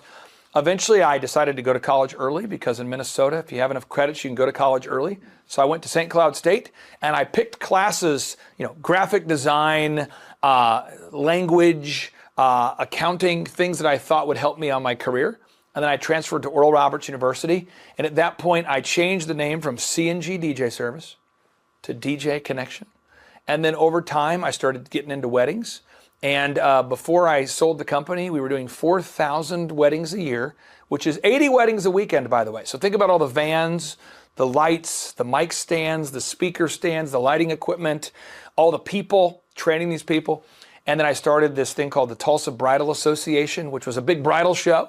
And I started one of the region's largest wedding photography companies called epicphotos.com. And what happened is the fathers of the bride would pull me aside and they'd say, hey, I'm a dentist. Could you help me grow my business? Hey, I'm a doctor. Could you help me? Hey, I have a hardware store. Could you help me? And I won this thing called the SBA Entrepreneur of the Year Award, the Young Entrepreneur of the Year Award for the state of Oklahoma. I also was the City of Tulsa Entrepreneur of the Year Award for the chamber when I was 20. And I was the state's Entrepreneur of the Year when I was 27. And I kept winning these awards. And every time I would win awards, people would say, can I pick your brain? And then my wife, I give her credit. My wife says, what if you said yes instead of saying no, and you just charged them a small percentage of the growth? And I'm going, I don't know. I like DJing quite a bit. So I kind of put that idea in the back burner. And then one by one, more and more people kept being more and more persistent, asking if I could help them. And I first started working with Maytag University, and I'm working with Hewlett Packard, and I'm working with some bigger companies. They're bringing me in to speak. And I kept being asked and asked. And eventually, we found ourselves 160 clients. And that was almost 20 years ago. So I've been doing the same thing for 20 years, and I love it. And so that's interesting. So they would actually bring you in to speak, but then somehow that would turn into some kind of business relationship as well. Because you were this budding entrepreneur, they wanted you as an inspirational speaker or something? Well, the way it would work is like Hewlett Packard, as an example. There's a lady by the name of Anitra, a great event planner, by the way. Anitra, if you're watching, big shout out to you. And Anitra calls me and says, hey, I work with Maytag University, and they'd like a speaker to come in to teach time management and sales. And I've watched some of your videos online, some of your samples, and I'd love to have you come speak. Could you do it?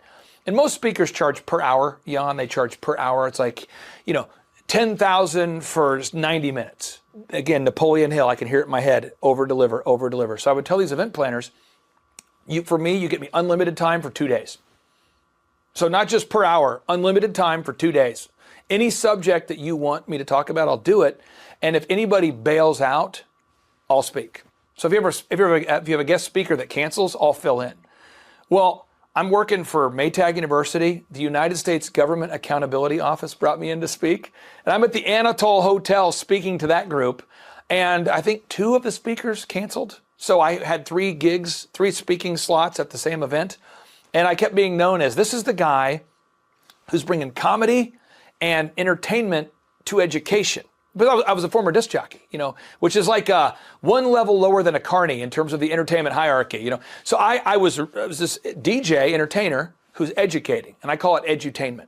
And so what happened is more and more of the attendees would say, hey, I own a Maytag local store, and I love what you talked about. Could you help me grow my business? And I said, well, you just pay me $1,000 a month and a small percentage of your growth, and we'll do it. And they go, really? And I could usually help somebody double their revenue within 12 months. And then I'm speaking to Hewlett Packard and I'm going, this is corporate America. I don't know that this is probably my best place here. But the event planner who booked me would call me and say, hey, I love what you're doing. Could you help me grow my event planning business? And so it just kept happening where I was bumping into caterers, event planners, photographers, Farmers Insurance. I did a lot of work with their local agents. I've done a lot of work with State Farm agents, not under the brand, but with the local agents, the local entrepreneurs. Franchises started bringing me in. UPS brought me in. Somehow I found myself being the keynote speaker for UPS Canada. And it was just a lot of fun, but I've got 5 kids. And so I figured I needed to create a scalable model where I could help people in a way that it still allowed me to be a mentally and physically present father. And so that's why I have the model I do now. And that's why I don't travel to do speaking events. I typically bring the events to me. I sat in on a number of your, consultations. Basically it's business coaching what you do. Yeah. right? And with actually doing some of the work as well. Yeah, you think about Bill Belichick, you think about Nick Saban, you think about Red Auerbach, you think about a great coach. What's a coach doing? A coach is doing three things. They're pushing someone to be their best. The second thing is a coach is giving you a plan. For the NFL, they don't say to each player, hey, why don't you come up with your own plan? And then when we say hike, everyone go 11 separate directions. We'll see what happens. There's a unified play. There's a strategy. There's a plan. And so a coach pushes you to be your best. A coach gives you the plan. And the third thing a coach does, and this is probably an uncomfortable word for a lot of people, I know certainly it is for me, it's accountability. Mm-hmm. And as a Christian, one of the biggest problems that I have with myself is hypocrisy. It's where, we read the Bible, we want to be a Christian. I call myself a Christian. The Bible says to do these things. And sometimes in my morning reflections, just this morning I was thinking, the Bible tells me I'm supposed to love my wife the way that Christ loved the church. And I don't know that I did that yesterday. I probably was a C-level husband yesterday. I got to at least get to a B today. And so having a coach is a great way to have kind of a mirror or that accountability, that objective feedback, that accountability to make sure that your dreams turn into actions and those actions turn into results. Because if not, you just have hope. And hope is sort of an opium that I think a lot of people in the American population have, where we just hope things are going to get better. We write songs about hoping things will get better. We watch movies about hoping. But looking for entropy or serendipity or some sort of luck for success to happen is not a valid strategy. Hope is not a valid strategy. You need somebody who can coach you down a proven plan, and that's what I do. Tell me about the BS in business school. Well, I primarily think that business school is primarily BS. I primarily find that business school involves talking about theories, talking about concepts, theories, and things that don't impact actually growing a company. But when you get out of business college or you start a business, you've got to learn the 4 steps to grow a company. Step 1, find a problem. Step 2, solve the problem. Step 3, sell the solution. Step 4, nail it and scale it. Because if you can't sell, your business is going to go to hell and your life will not go well. And so most people have a degree from business school, but they have no knowledge of how to actually start and grow a successful company. I call my Thrivetime show, I call it the Thrivetime Show Business School Without the BS, because I find that so many people, my father is one of these, where, again, may he rest in peace, he went to school, he was top of his class, he graduated with great grades, but he had no concept of how to turn his goals to own a business into reality. One of the gentlemen, he came to our conference, he had terminal cancer. By the way, through the grace of God, he did not die. His name is Bob Healy, and all your listeners can go verify his story. It's grillblazer.com, grillblazer.com. He showed up at one of my conferences with a quasi-functional prototype, meaning it's a prototype that wasn't polished, for a thing called the grill gun, which is like a flamethrower for grilling. And he had never sold any. He had never had a team. He never employed people. He didn't have a website, didn't have a logo, didn't have a brand, didn't have a marketing plan, but he had a prototype. And Bob came to me and said, help me. And grillblazer.com is now a massively successful company that's becoming a household name in many American homes. He's kind of like the grill master now. And that's a guy named Bob who is battling health issues, marketing issues, branding issues, accounting issues, and Bob couldn't find financing either. We actually helped Bob raise all the money to sell the product. Well, so this is the other thing I was going to ask you about. What about, how do you view, venture capital or people coming in from the outside to support you? Well, in Bob's case, we helped Bob do a crowdfunding campaign to help him raise money. In my case, I did the controversial strategy of working at Applebee's, Target, and DirecTV, all while growing DJConnection.com. And whenever you get capital, there's 3 C's that come with capital, 3 C's. So whoever invests in your business, there's 3 C's that come with it. Yeah, you get the money, but 3 C's come with it. 1 is counsel. The people who invest in you are going to want to steer the direction you go. It's going to happen. Number 2, connections. When you take capital from, let's say, Sequoia Capital or whatever the capital company is, the big venture capital fund, they're going to have a certain political worldview, a way they view the world. I mean, Silicon Valley views the world a certain way. Middle America views the world a certain way. Some people are right of center, some people are left of center. But the moment you start to take in capital into your business, you start to lose some sovereignty. So you get one, you're going to get the counsel. Okay, the two, you're going to get the connections. And then the third is you're going to get the money, which seems obviously the capital. But I think a lot of times people think about capital in terms of, oh, I'll just get the money and then I can go along and grow my company. No, you get the money, but you now have the connection to people that you might or might not align with. And you now are going to get their counsel or their coaching, and it might not be what you want. So I would encourage everybody out there, if possible, try to find a way to self-fund or fund from people you know. And the best book ever written on how to raise venture capital is called Pitching Hacks. Pitching Hacks. It's written by Naval Ravikant, and it is super small and super powerful. Pitching Hacks. You can download it for free. Their PDF version's available online. And that will help you figure out how to get money in a more independent way? He teaches the specific linear process to go through to raise money. But I would just tell you, before you try to raise money from people you don't know, let's say you needed to raise $50,000. It's better to go to 10 people you know and get $5,000 from 10 people who could afford to lose it than it is to bring in an outside investor who you don't know that well, who may or may not want to dramatically change the way in which you do business. And I'll just give you a brief example. There was a franchise I worked with years ago, and the owner of the business was very conservative, and he took in outside capital, and the outside venture capitalists wanted him to take his business in a very DEI way, the diversity, the equity, the inclusion, the very woke agenda. And he really, really had a hard time because the investor wanted to dramatically alter the course of the business. And I'm not an advocate for the woke investor, but the woke investor is saying, hey, I gave you all this money, and without me, your business wouldn't exist, so we're going to go this way. And I had to help that business owner decouple the business from the financing, and it was a kind of a painful experience. So when possible, don't secure outside financing from people that you don't align with or people that you're not equally yoked with. Bringing back manufacturing is a centrally important feature of America being successful.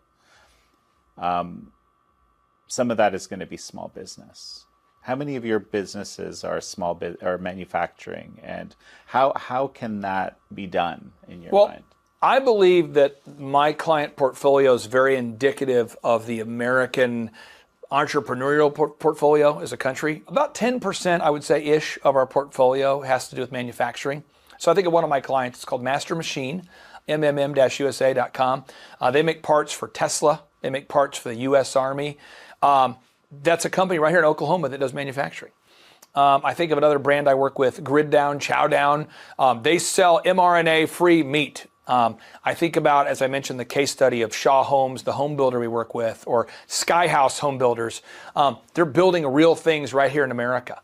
And I would tell people as a pro tip, you never want to outsource your core competency. Exporting jobs to China started under Nixon, but that's just complete jackassery to outsource 95% of our essential medical supplies to countries that hate us. We have these essential metals, these essential elements needed to make car batteries, to make cars.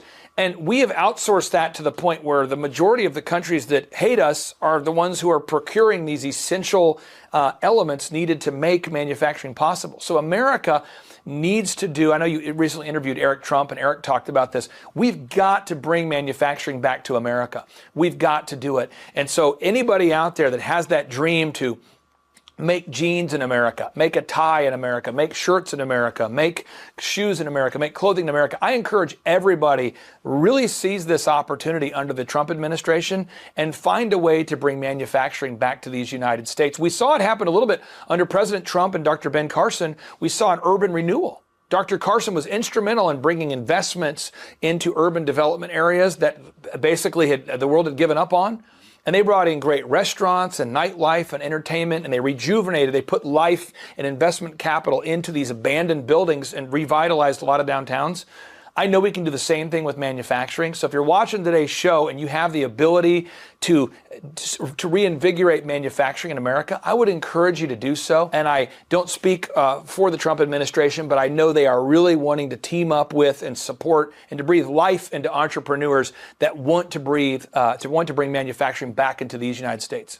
There's this idea that a country can't be successful without this core element of manufacturing. There's this philosophy, right? Do you subscribe to this, that the bulk of manufacturing has to be within a country for it to even be successful ultimately? It can't be service oriented. It can't be. I'm working with a client in Wisconsin who has a home remodeling company, okay?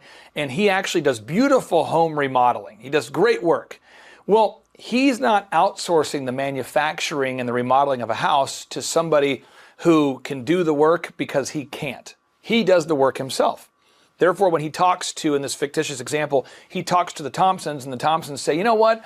I want the pool table to go here. I want the lighting to go here. I want to move this to create this ambiance. This client who I actually work with in Wisconsin, he's able to get in there, get in the conversation with the client and rearrange the building plan to accommodate the client's needs. He can do that. But if he was outsourcing that to a third world country or a second world country or some country not here, it would be very hard to make those real-time modifications. So my client, yes, he's a home remodeler, but I would argue he's almost a plumber. He's almost an electrician. He's almost a designer. He's almost a sales guru. He's almost a manager. He's almost an accountant. He's wearing a lot of hats. And this is what you call a polymath, okay? And a lot of the founding fathers were polymaths. I challenge anybody out there to look up the life of Benjamin Franklin and tell me what career he was in. Thomas Jefferson, what career? Look up George Washington, what career? What career were these people? Were they politicians? Were they military leaders? Were they entrepreneurs? I would say a lot of our founding fathers were all of these skill sets. And I think it's a good idea to be resourceful. Now, what happens is when we outsource our core competency to countries that hate us, by the way, what does that even do? I mean, I don't even understand how that's a sustainable idea. To make some of the cutting edge military technology that America's military now uses, we have to import certain technology from countries that hate us to make military weapons to defend us. That doesn't even make sense. Think about that. If you go, let's go back to the time of kings and queens and castles, and imagine that you are a king trying to protect your castle, and you have to get behind your castle walls and yell out on your castle, megaphone, "Excuse me, enemy, could you please ship us spears? We are trying to protect ourselves." And From you. Yeah, from you. Right. And then the hostile enemy says, "Sure, how many spears do you need?" I mean, just the jackassery, the duality, the mental gymnastics I have to go through to understand how outsourcing our core components, our core resources, our core manufacturing to countries that hate us, I just can't do it. Also, the CCP, they are not a competition, they are an enemy. The Chinese Communist Party does forced organ harvesting. The Chinese Communist Party has no problem with sending people to re-education camps. The Chinese Communist Party is not somebody that we should be working with. You do not want to be investing heavily into a country that has a ideological hatred towards your worldview and who has psychopathic tendencies. It's just not a good idea. So you're a big fan of repatriating the supply chains to America, basically. It's just wisdom. America, we have the resources right now to desalinate unbelievable amounts of water. If there was a water shortage, if you believe that there's a water shortage in California, we can desalinate. Think about Israel. How does Israel maintain a self-sufficient country? It's the size of New Jersey. It's surrounded by countries that hate it. I mean, if Israel can stand up for freedom and be able to be self-sustaining, think about Israel. They've turned, desolate land into rich, plentiful farmland.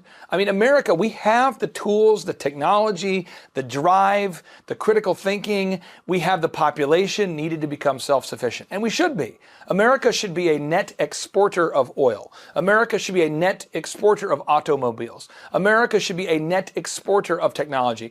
We should not be importing. And this idea of becoming an importing nation that provides services primarily, what that does is that sets the foundation for becoming a slave state of a Chinese communist totalitarian regime. There's this term that's often used, whole of society.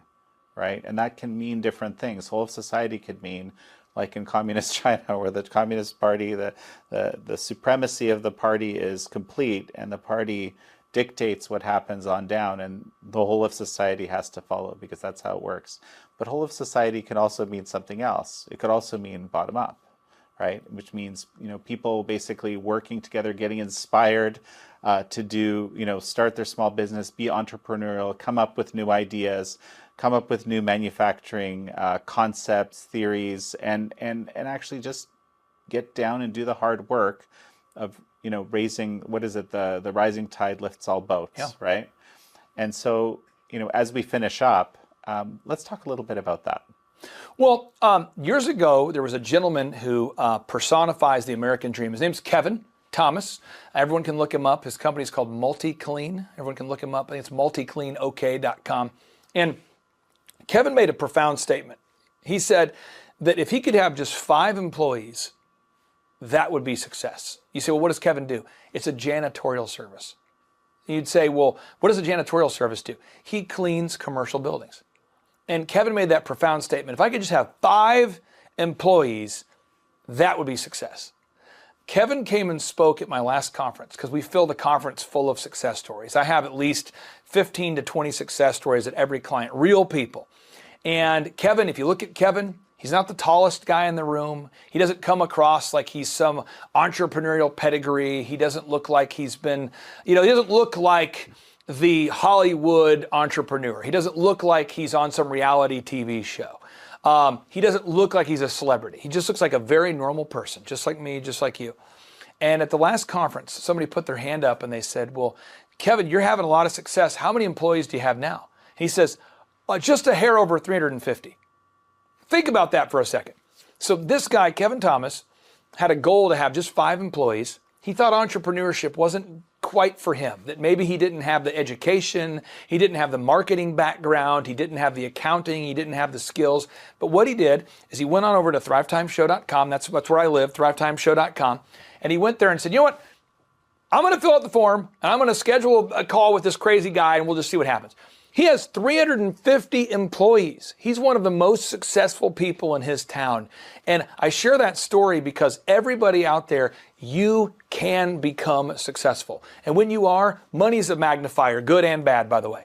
So money allows you to be more of who you are. So if you're a generous person who loves to donate and celebrate and tithe to your local church or community or your outreach, you can give more. Money allows you to be more, to give more, it allows you to just magnify who you are. And so if you're watching this show and you're kind of in the mind space where my 37-year-old father was, where he was delivering pizzas at Domino's Pizza, which, again, great company. We're appreciative for that opportunity. He was working at Quick Trip gas stations, and we appreciate that opportunity too. He's working the night shift, and I have not an ounce of resentment that my father was working the night shift during my years growing up. I respect him for doing it. But if you feel like, man, success has passed me by, Kevin was a guy, in his early 40s who's having these thoughts, and now he's profoundly successful. Clay Stairs, who's now an Oklahoma state representative, he started his entrepreneurial path when he was 47 years old, and now he's super successful. Bob Healy had terminal cancer and was in his early 60s, and now Grill Blazer is booming. I can list off examples all day, but everybody out there, if you have the mental capacity and tenacity to listen to today's interview, I promise you have what it takes to do it as an entrepreneur. Well, Clay Clark, it's such a pleasure to have had you on. Thank you. Thank you all for joining Clay Clark and me on this episode of American Thought Leaders. I'm your host, Jan Jekielek.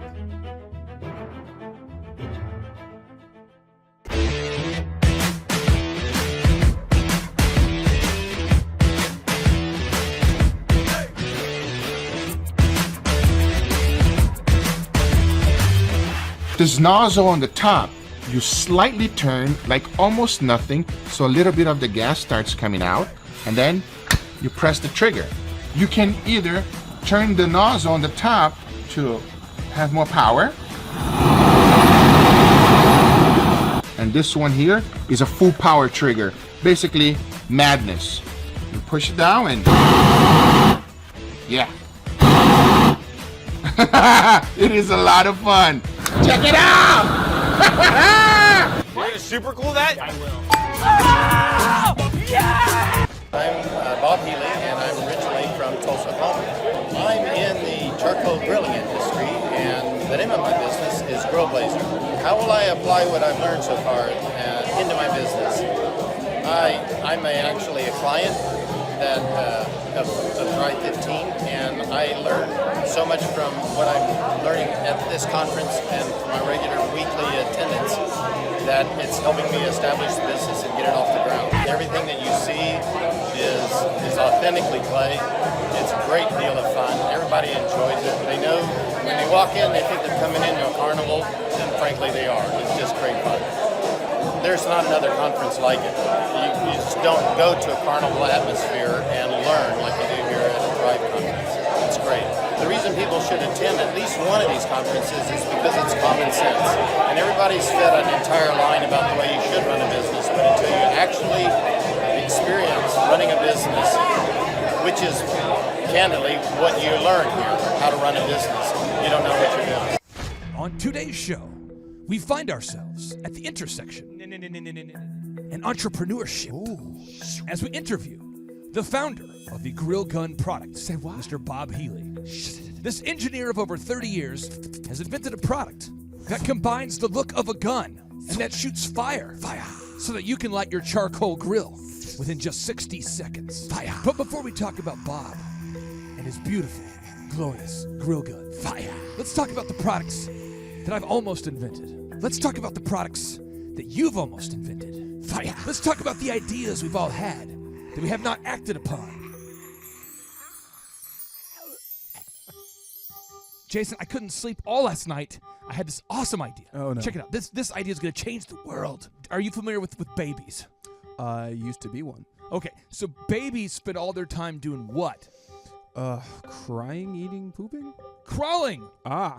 Sure, they crawl, right? Yes. So what if we converted their onesie? You know how they wear like one thing? Oh, yeah. The onesie where it's like the top and the bottom? Yeah, it's like a baby sock. What if we turned that into a mop? So it could be called the baby mop.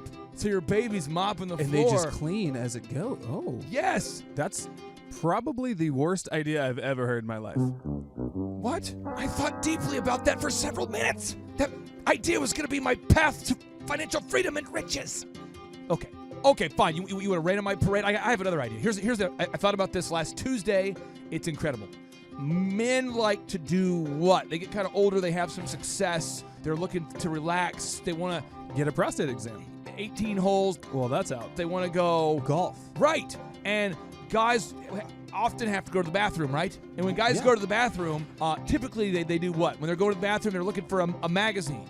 Right, they read. They read now, but what if they invested the time they normally spent reading and spent that time perfecting their putting game? Jason, it's so easy. We could just take the floor around the toilet and turn that into a putting green. No one's thought of this. Yeah, because it's a bad idea. You could practice putting while pooping. That is the worst. It's the poop putt. The poop putt. Yeah? That's it. Oh, the yeah? poop putt. Well, hey, this idea is special because it is, in fact, the worst idea that anybody has ever had.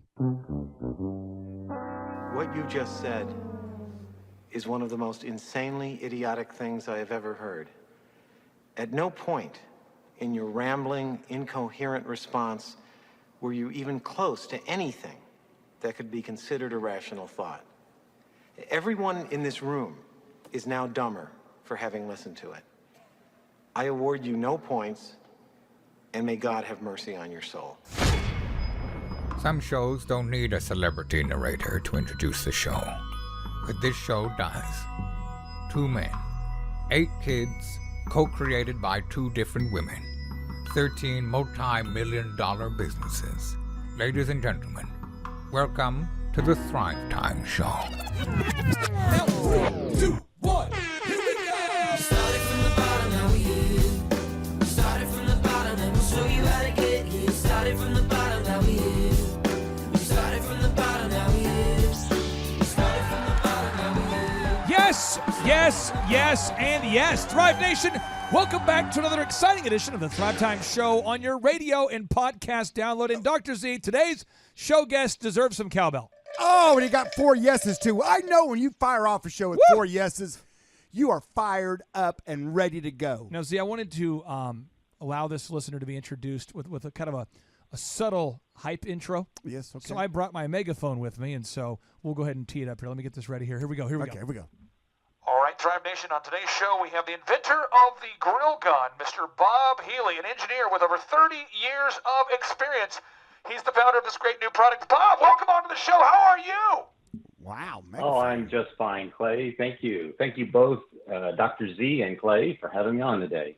Well, tell the listeners out there who are not familiar with the grill gun. I think anybody out there, if you've ever wanted to be an inventor, it's a tough road to go. It's a tough road to go down. See, it's a tough road.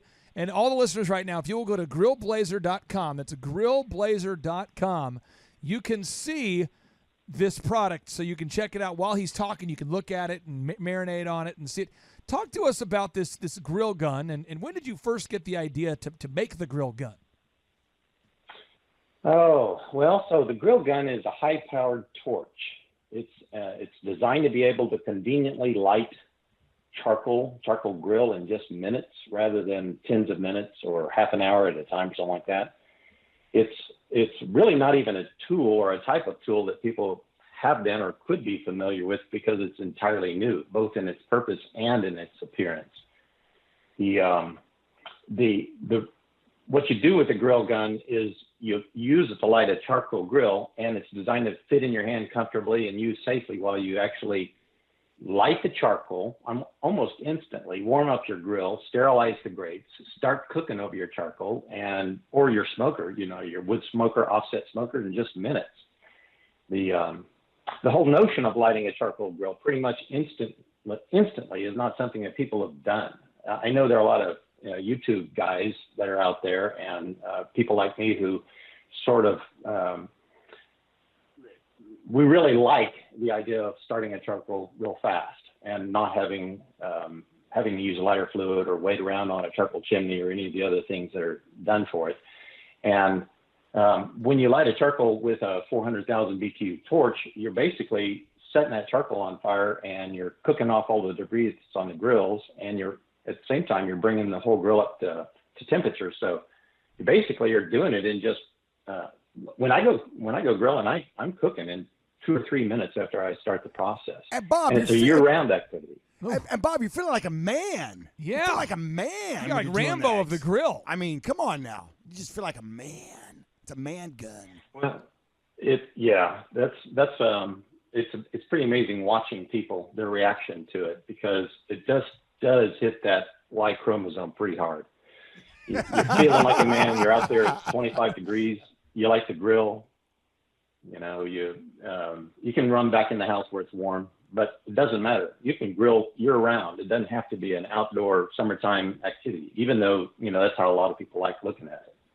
Now, my understanding is, so we have a grill gun here. This thing can help our listeners light their charcoal grill in 60 seconds, and it's fun, Z. It's fun. It is fun. Oh, it's fun. But what does it look like, the grill gun? Does the grill gun, I've seen some pretty, I don't know the technical term for it, but I've seen some pretty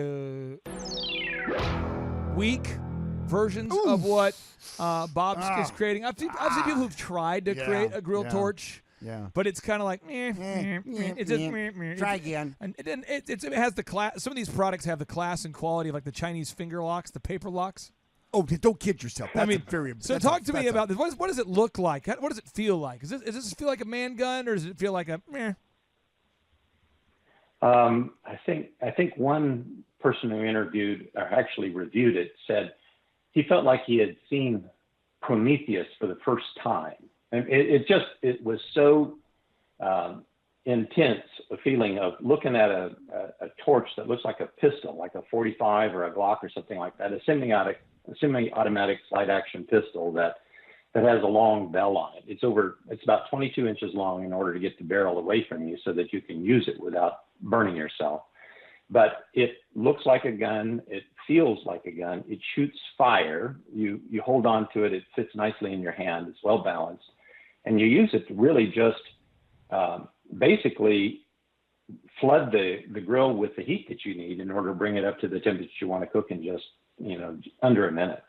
Now, Z, I want to get into the businessy kind of things. This is a business show. It technically is a business show. So business it's time. business school without the BS. Come on now. So Bob, you made the product. See, that's step one. You got to have your product. That helps. So step one, you have the product. It's a product idea. Step one. Step two, nobody. I'm talking about almost nobody ever goes to step two, and that is make a prototype. Oh, check. Prototype. He's got he has the prototype. He got the idea. Yep. He's got the prototype. Yes. Step three, we got to try to sell something. You got to sell it, baby. Sell something. Sell For more something, than you make sell it. Something. That's the key. So I want to ask you this. Talk to us about if someone wants to buy this thing, can they buy it? What's been your road like of seeing if someone wants to buy it? Because I know you did a demo at the Thrivetime Show conference for our attendees. Oh yeah. And I think about 1/3 of the people in attendance, I could be wrong, but I think about 1/3 of the people in attendance said, I definitely want to buy one of these like right now. How can the listeners get a hold of this? How can they buy one? Tell us about selling something. Okay, so the process of putting this out on the market is when you're trying to bootstrap something up from the bottom without having venture capital or something like that step in and say, here, you need this money, let's go for it. You actually have to determine whether or not people want what you have, what they're willing to pay for what you've got, and then how are you going to get it made? And so I had to figure out, well, first off, there's torches. You can get a torch today if you go down to a hardware store. You can buy one, and it's long, and it's got a long hose, and it goes to a 20-pound tank, and you can look like the dork like I have done for the last 10 years, standing back and flaming up my charcoal grill. And if you want to do that, knock yourself out. Go ahead and do it. And I like I said, I've been doing that for a long time, and I decided to make something that really did the job right. And so it's the same sort of technology in that you're putting high intense fire on a grill, but how do you make that into something that people want? And how do you get it in front of them? So if your listeners have gone to grillblazer.com, they're already taking a look at this. They can see what it looks like, but they can't hold it in their hand. Why? And what they can do, the reason they can't hold it in their hand is because it's on a computer screen, and they need to order one in order to get one. But in order to do that, that's the hardest part about launching this endeavor is where are you going to come up with the capital to make it happen? And I decided to go the crowdfunding route. And so what I'm asking people to do is to go to the website and entertain themselves, figure out if this is for them, and if it's not, move along. But if it is for them, then take it on good faith that what I'm doing in crowdfunding is I'm using that tool, that whole platform. There are a couple of them out there. I'm looking right now pretty hard at Kickstarter. But you use that platform to allow people to come out and say, I want one, I'll back you. And when you make them, you send them to me. And so the process is pretty straightforward. You basically are pre-selling them. You say, I'm going to make them. If I hit the minimum threshold that I need to have in order to be able to have the finances to make it work, then I can build them. And that's really my business. I've done this all my life. I've made things. It's the easy part is for me. It's my wheelhouse to create a product and figure out how to build it and how to make it a high quality product. But the new part, my new venture really is being out on the sales edge and on the financing edge. How are you going to fund it? How are you going to turn it into a business that everybody wants to get behind? So in order for them to get their hands on one right now, they really can't. I've got a dozen of them that I've made that are prototypes. I've sent them out. People have used them. They kind of rotate around in a pool of grill guns that can be used for the purpose of promotion. But it's a 4 to 6 month process to actually get them in your hands. And so if I were to, like for instance, today with this podcast, with your audience, if enough people actually went out there and said, I want to do this, I want one of those things. And they simply said, in my little get yours now page on the website, if they were to say, I want to support this, I want to do this, then before Christmas, even before Thanksgiving, they could be in production and in your hands. And that's the beauty of crowdfunding, and the direction that I'm taking it here is that I can launch it, I can have it in people's hands, and we can be going down the road. Bob, for the listeners out there who maybe are pondering, they're going, is this guy delusional? Is this guy crazy? You are a man with an engineering background. How many years have you been an engineer? let's see, I'm going to give away my age here, but it's been almost 40 years. So how many of these people do you need out there right now to say, I want to buy one before we can get this thing in the hands of America? Well, the way crowdfunding works is you actually set your deadline, your minimum that you absolutely have to have. And I absolutely have to have 1,400 people, that's 1,400, say, I want to have one. And I'm a tenth of the way there after having just a few weeks of just doing advertising on Google and Facebook. And so the whole Kickstarter community is bigger than that. And so it seems like a real doable number. And if people were to actually just believe that it will happen, if they like it well enough and they say, yeah, I'll support you, then what'll happen is when I see that I actually have people up over that number, then I'm going to just email everybody. And so you'd want to put in your email and your text number, and then I'll just do a broadcast to everybody, say the Kickstarter website's up, it's live, go fund it. And as soon as I see that actually has happened and it's funded, then I can actually start the manufacturing process going. Bob, what made you come up with the grill gun? What were you thinking? Did you fall and hit your head on the toilet seat? Did you have a bad accident as a kid from a burn? This there's something. Cream, this yogurt is curdled. That's gross. I feel sick. Oh, look what I just drew with my vomit. It's the grill blazer. How does that happen? Do you have a dream? And this mythical grill gun came to you in the dream and said, make me. What happened? All of the above. It was.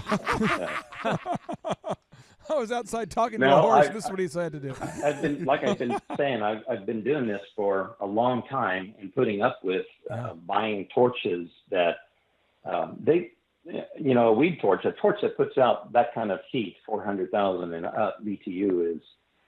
It's going to burn up fairly quickly. And so I've gone through several of them over the last decade. And I thought, nobody does this. And people come over and they watch me grill. I grill every single week and, or smoke something. And so lots of friends and stuff are used to coming over and they hear the roar of the jet engine as I light the grill and start cooking things in just a minute or two. And they think it's really funny and really cool, but they don't see themselves with this giant long torch hosing down a grill.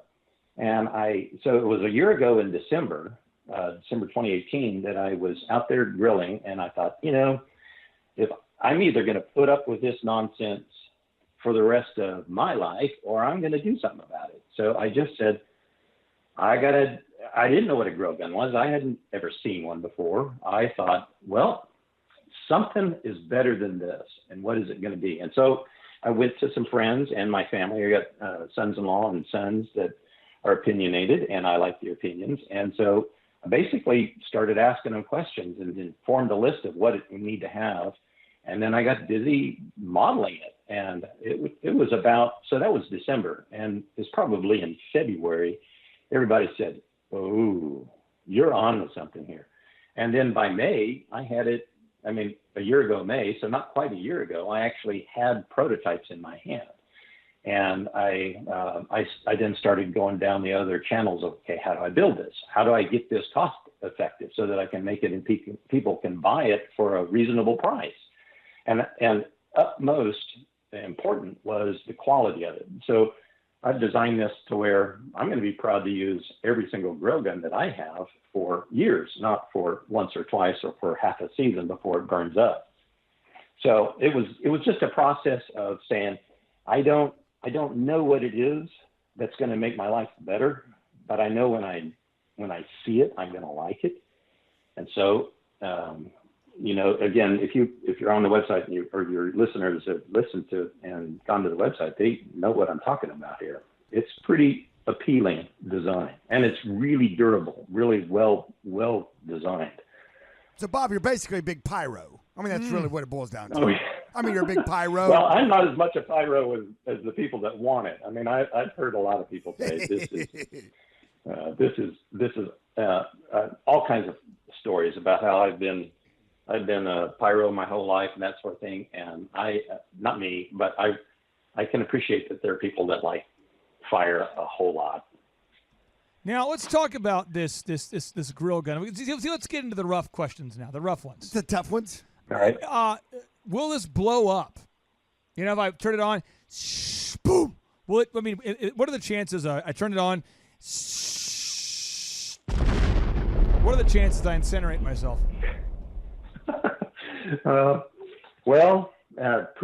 Pretty small. I mean, you'd have to be deliberate wanting to do that, because what you're working with is propane gas, and propane gas is explosive. So you could do things that I warn you not to do, like you could turn on the grill gun inside the house and just let it run like that for a while, and then say, okay, I think I got enough propane in here, and then light it.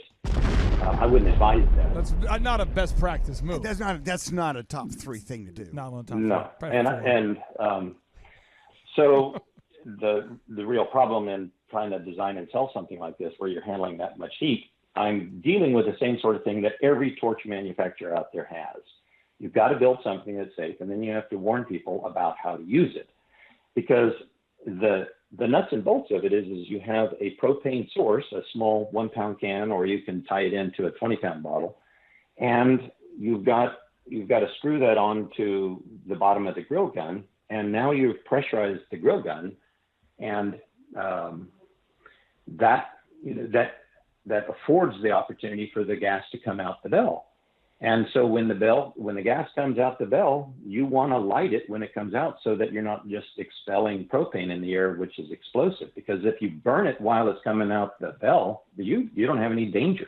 And there's nothing about the gun itself or the design of the itself where it's going to pocket enough propane to explode on its own. It couldn't do that.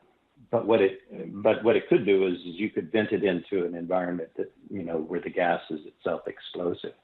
But this is not new.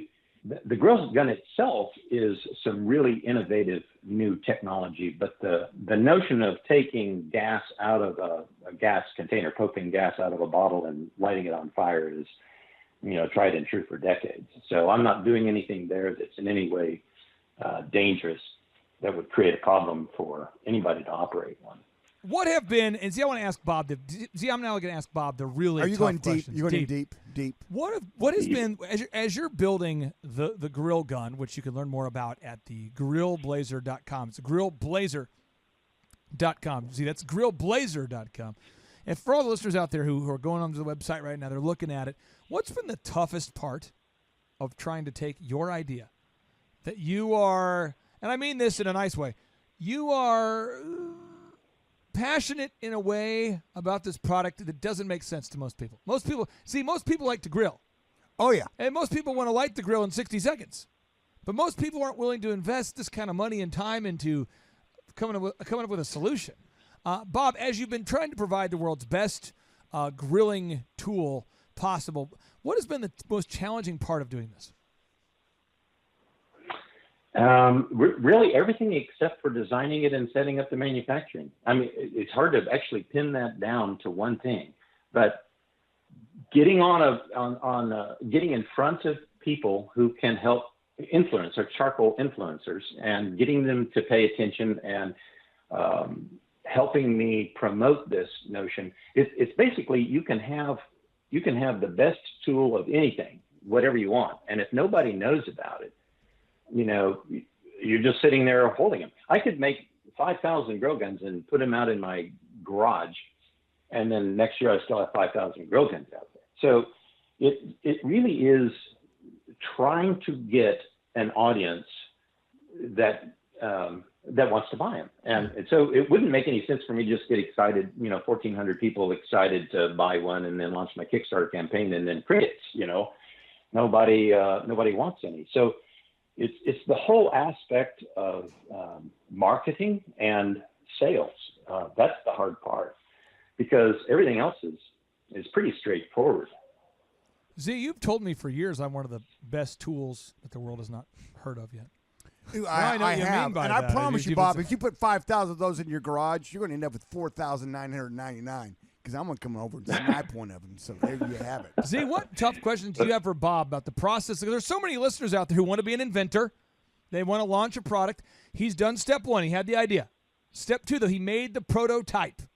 Step 3, he's got to try to sell it. as he's in that pre-selling phase, and it's a weird deal because you got to sell enough to get the money needed to produce a lot. Z, what rude question do you have for Bob? What strong advice did you have for Bob? What do you got there? How much money do you need right now? I need $100,000, and if you want to write me a check, Z, I will drive into town. What are you willing to give up for $100,000? I mean, like a kidney.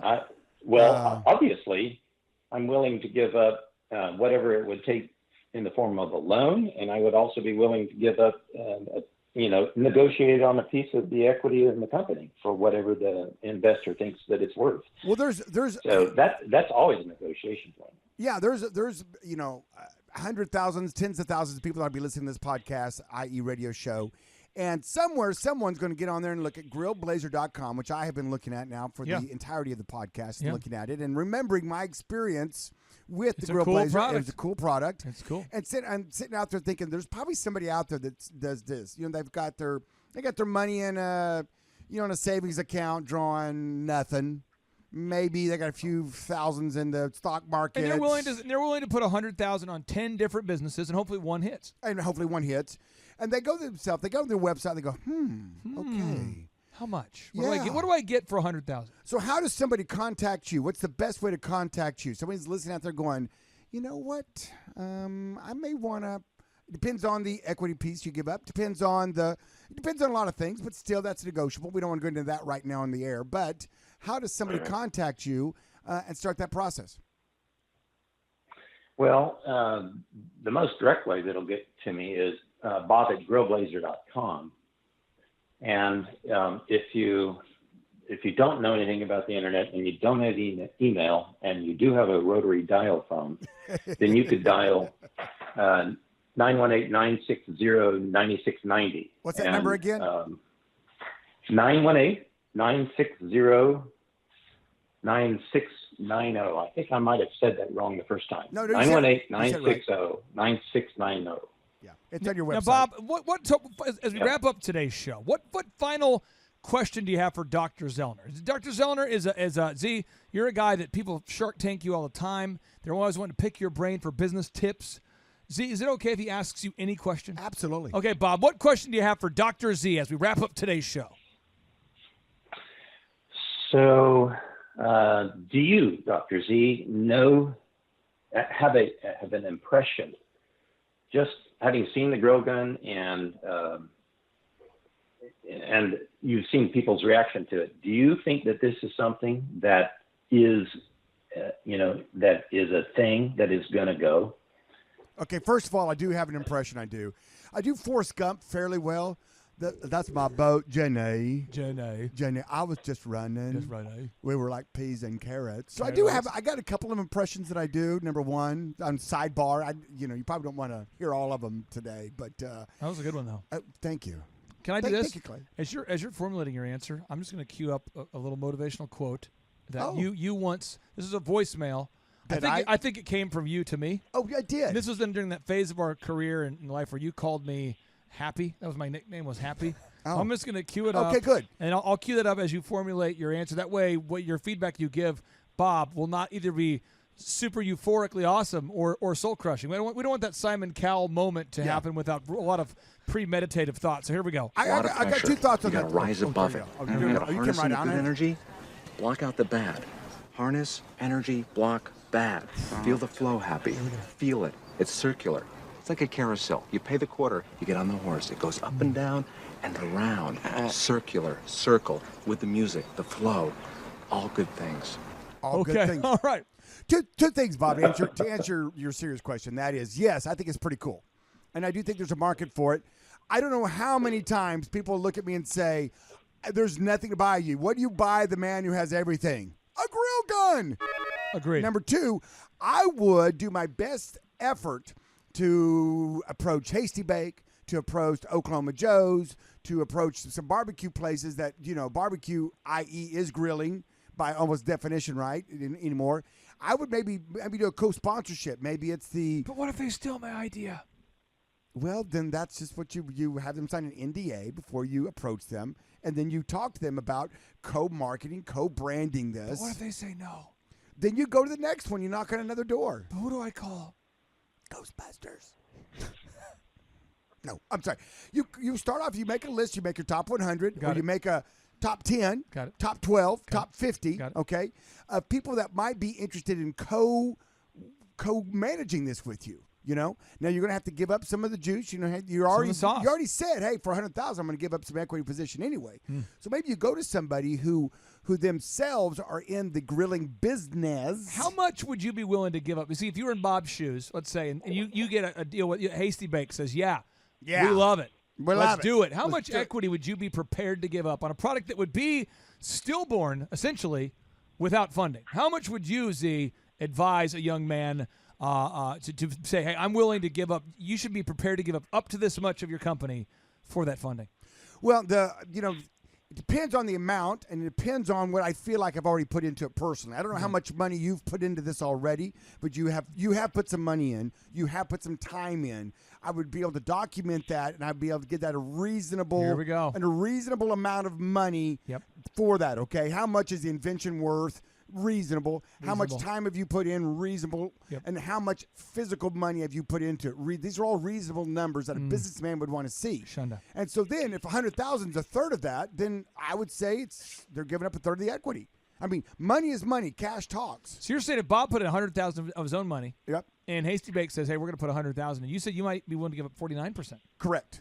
I mean, you at the most you want to negotiate. You want to negotiate. But I mean, at the most, you've got to be ready for that because you got to be ready for it. Right. It's kind of like, well, okay, you got 100,000 in. If I'm putting 100,000 in, why are we not more equal? Why are you only going to give up 2% of the company? Don't be stupid like that. You watch Shark Tank and all those guys come on there with these ridiculous asks. So, Bob, does that feedback help you? And do you have any final closing question?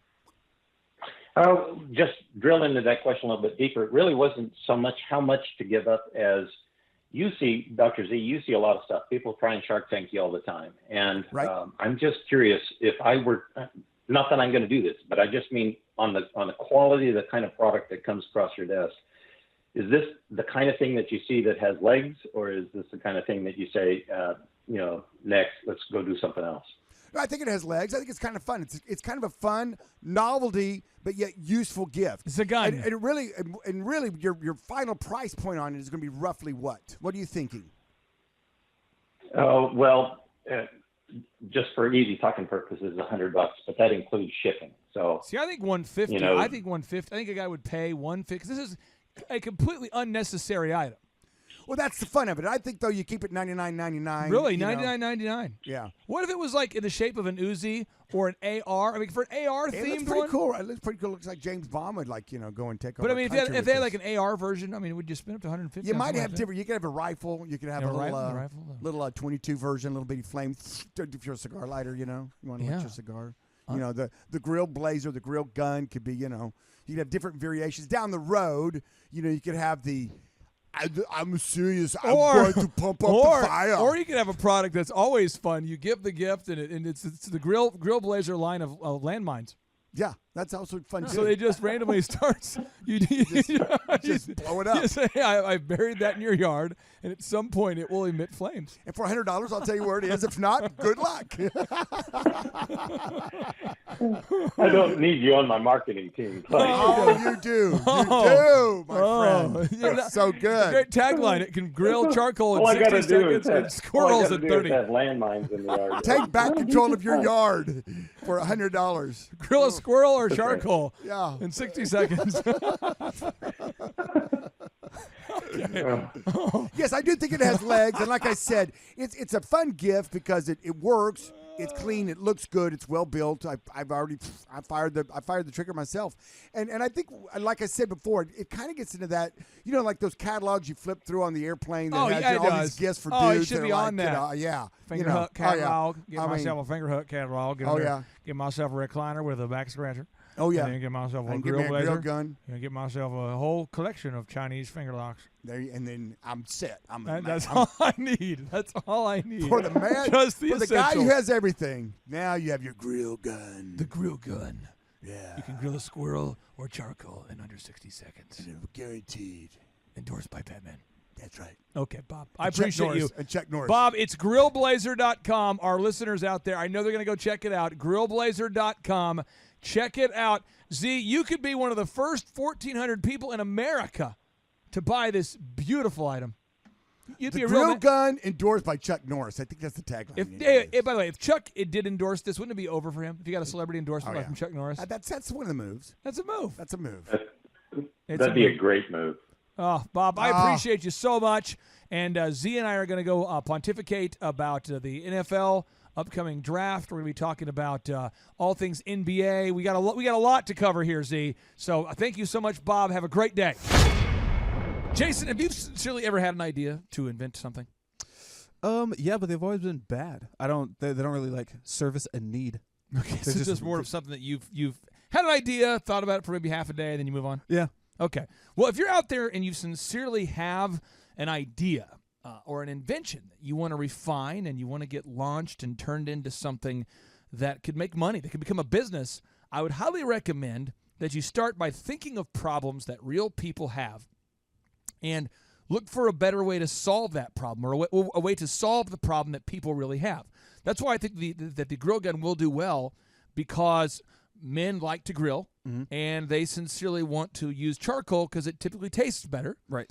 But now you can use the grill gun to light your charcoal grill in just 60 seconds. Oh, and I've used it, and it saved me so much time. I don't have to taste lighter fluid. It's awesome. And it's a lot of fun. Oh, it's so much fun. It's like a gun-shaped torch. It combines grilling. You got the fire, you got the gun, the whole. It's a fantastic gift. I encourage you to check out the website today. Again, in case you missed it earlier, it's called grillblazer.com.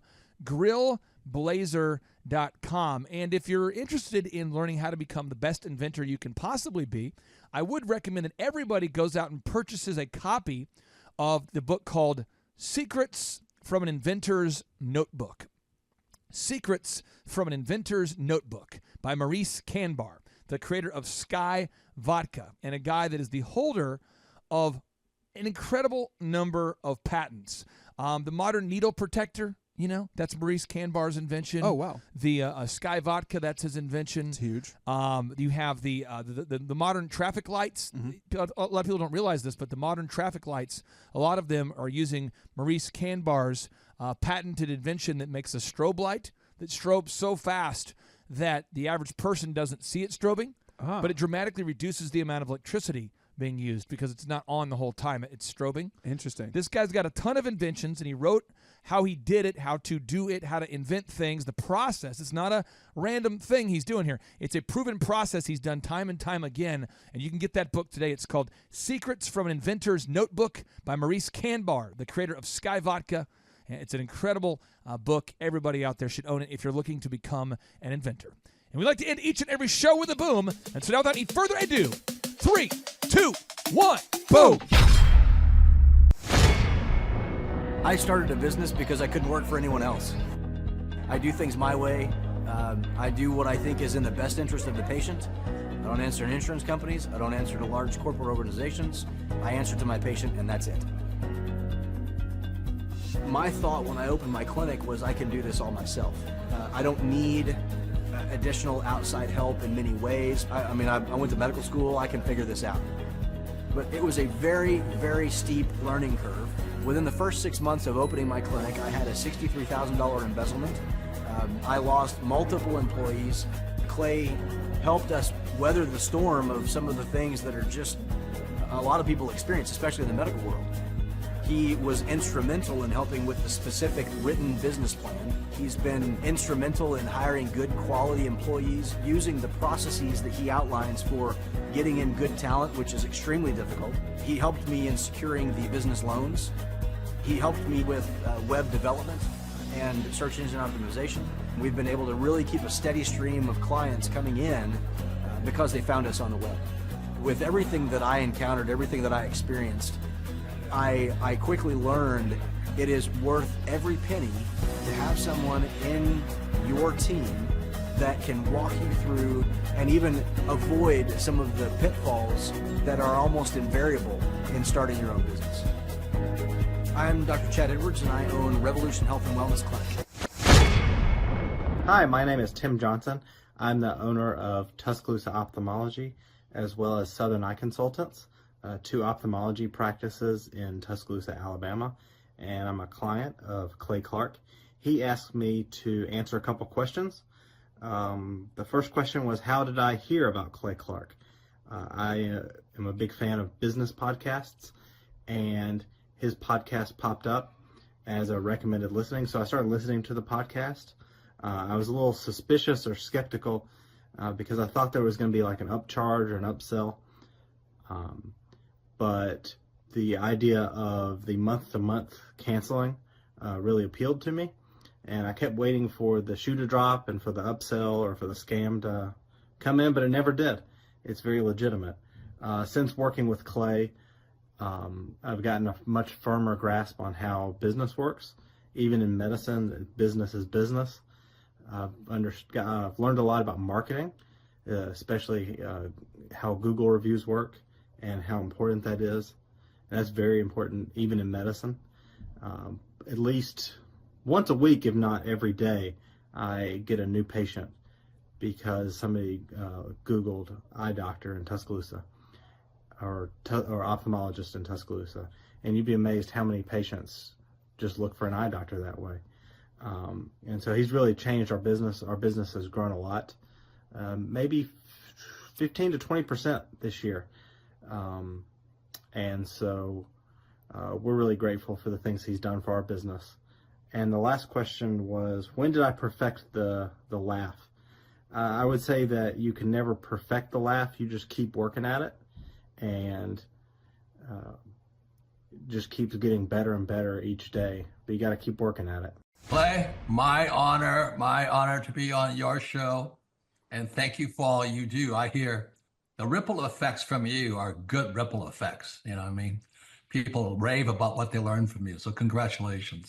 I heard about it on the podcast. Started listening to the podcast, became a fan, and then figured out about the workshop. I own an insurance and financial services agency, and I was hoping to learn from the workshop systems and processes. I'm big on systems and processes and always learning better ways to run a business more efficiently. The atmosphere's second to none. It's a high energy, really cool atmosphere to be around. Contagious, I would say. Just something every entrepreneur, I think, would appreciate and love. I'd say humorous, high energy, and full of substance, which I think is the key. A lot of business coaches or seminars maybe are high on motivation and making you feel good, but don't have a lot of substance that you can take back and implement, the following Monday, where his does. Man, there's a lot of valuable things. I'm gonna say, this is my second workshop. The first workshop I took back really the importance of a group interview. I used to spend hours and hours interviewing people, screening resumes, and that saving my time on that part is valuable. It was that and then the sales scripting that have been two major things just so far.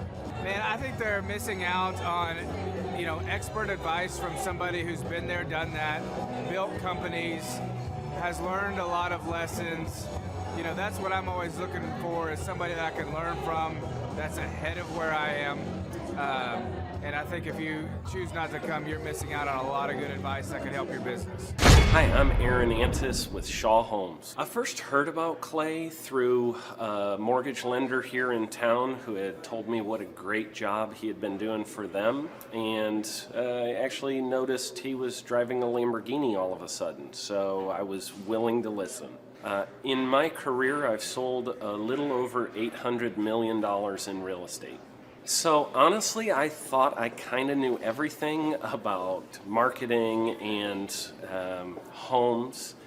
And then I met Clay, and my perception of what I knew and what I could do definitely changed. After doing $800 million in sales over a 15-year career, I really thought I knew what I was doing. I've been managing a large team of salespeople for the last 10 years here with Shaw Homes.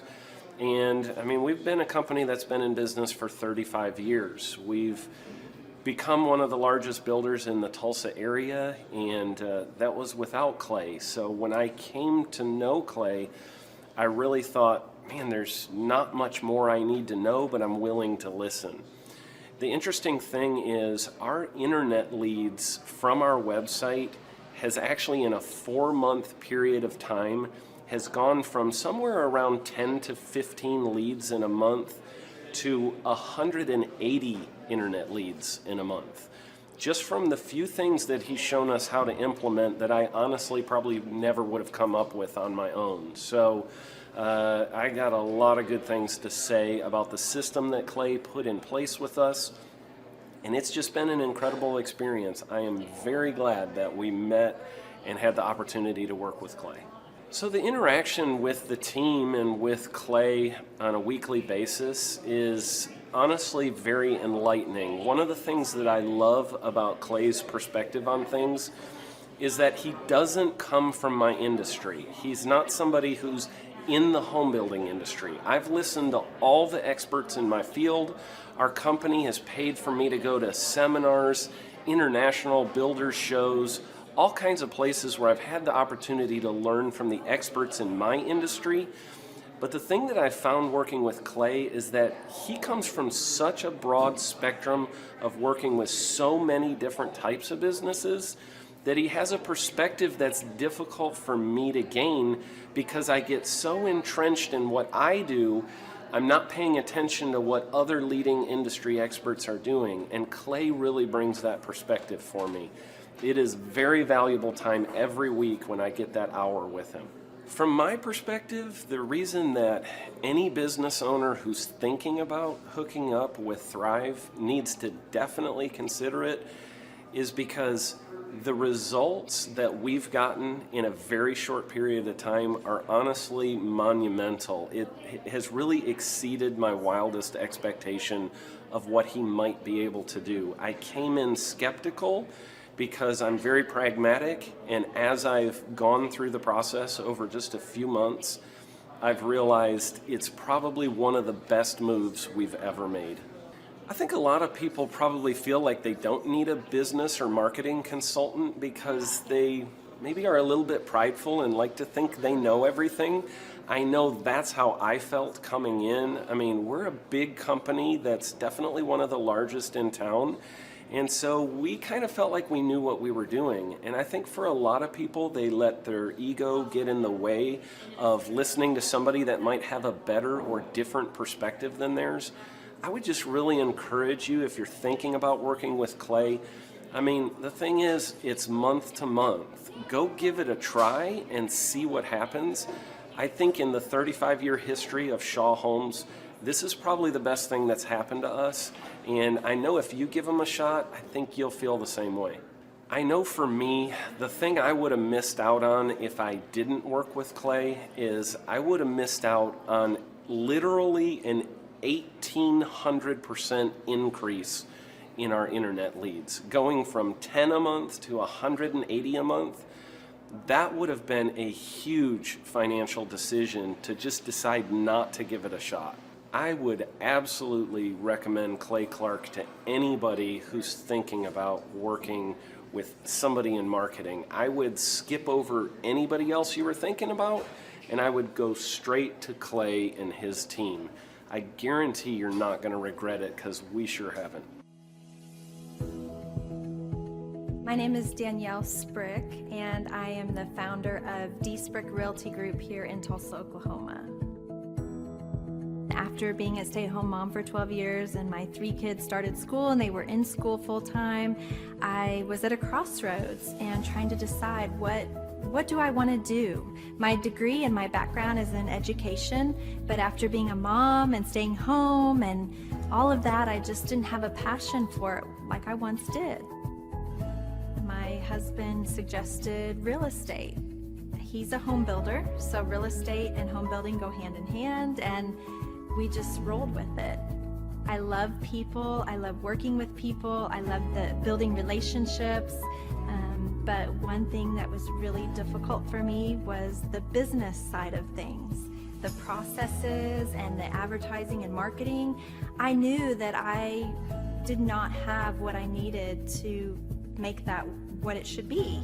So I reached out to Clay at that time. And he and his team have been extremely instrumental in helping us build our brand, help market our business, our agents, the homes that we represent. Everything that we do is a direct line from Clay and his team and all that they've done for us.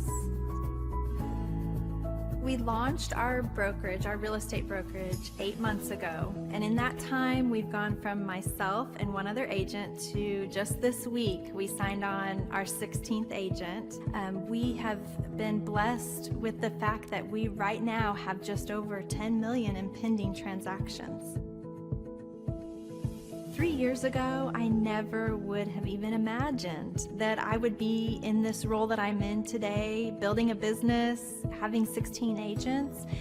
But I have to give credit where credit's due. And Clay and his team and the business coaching that they've offered us has been huge. It's been instrumental in what we're doing.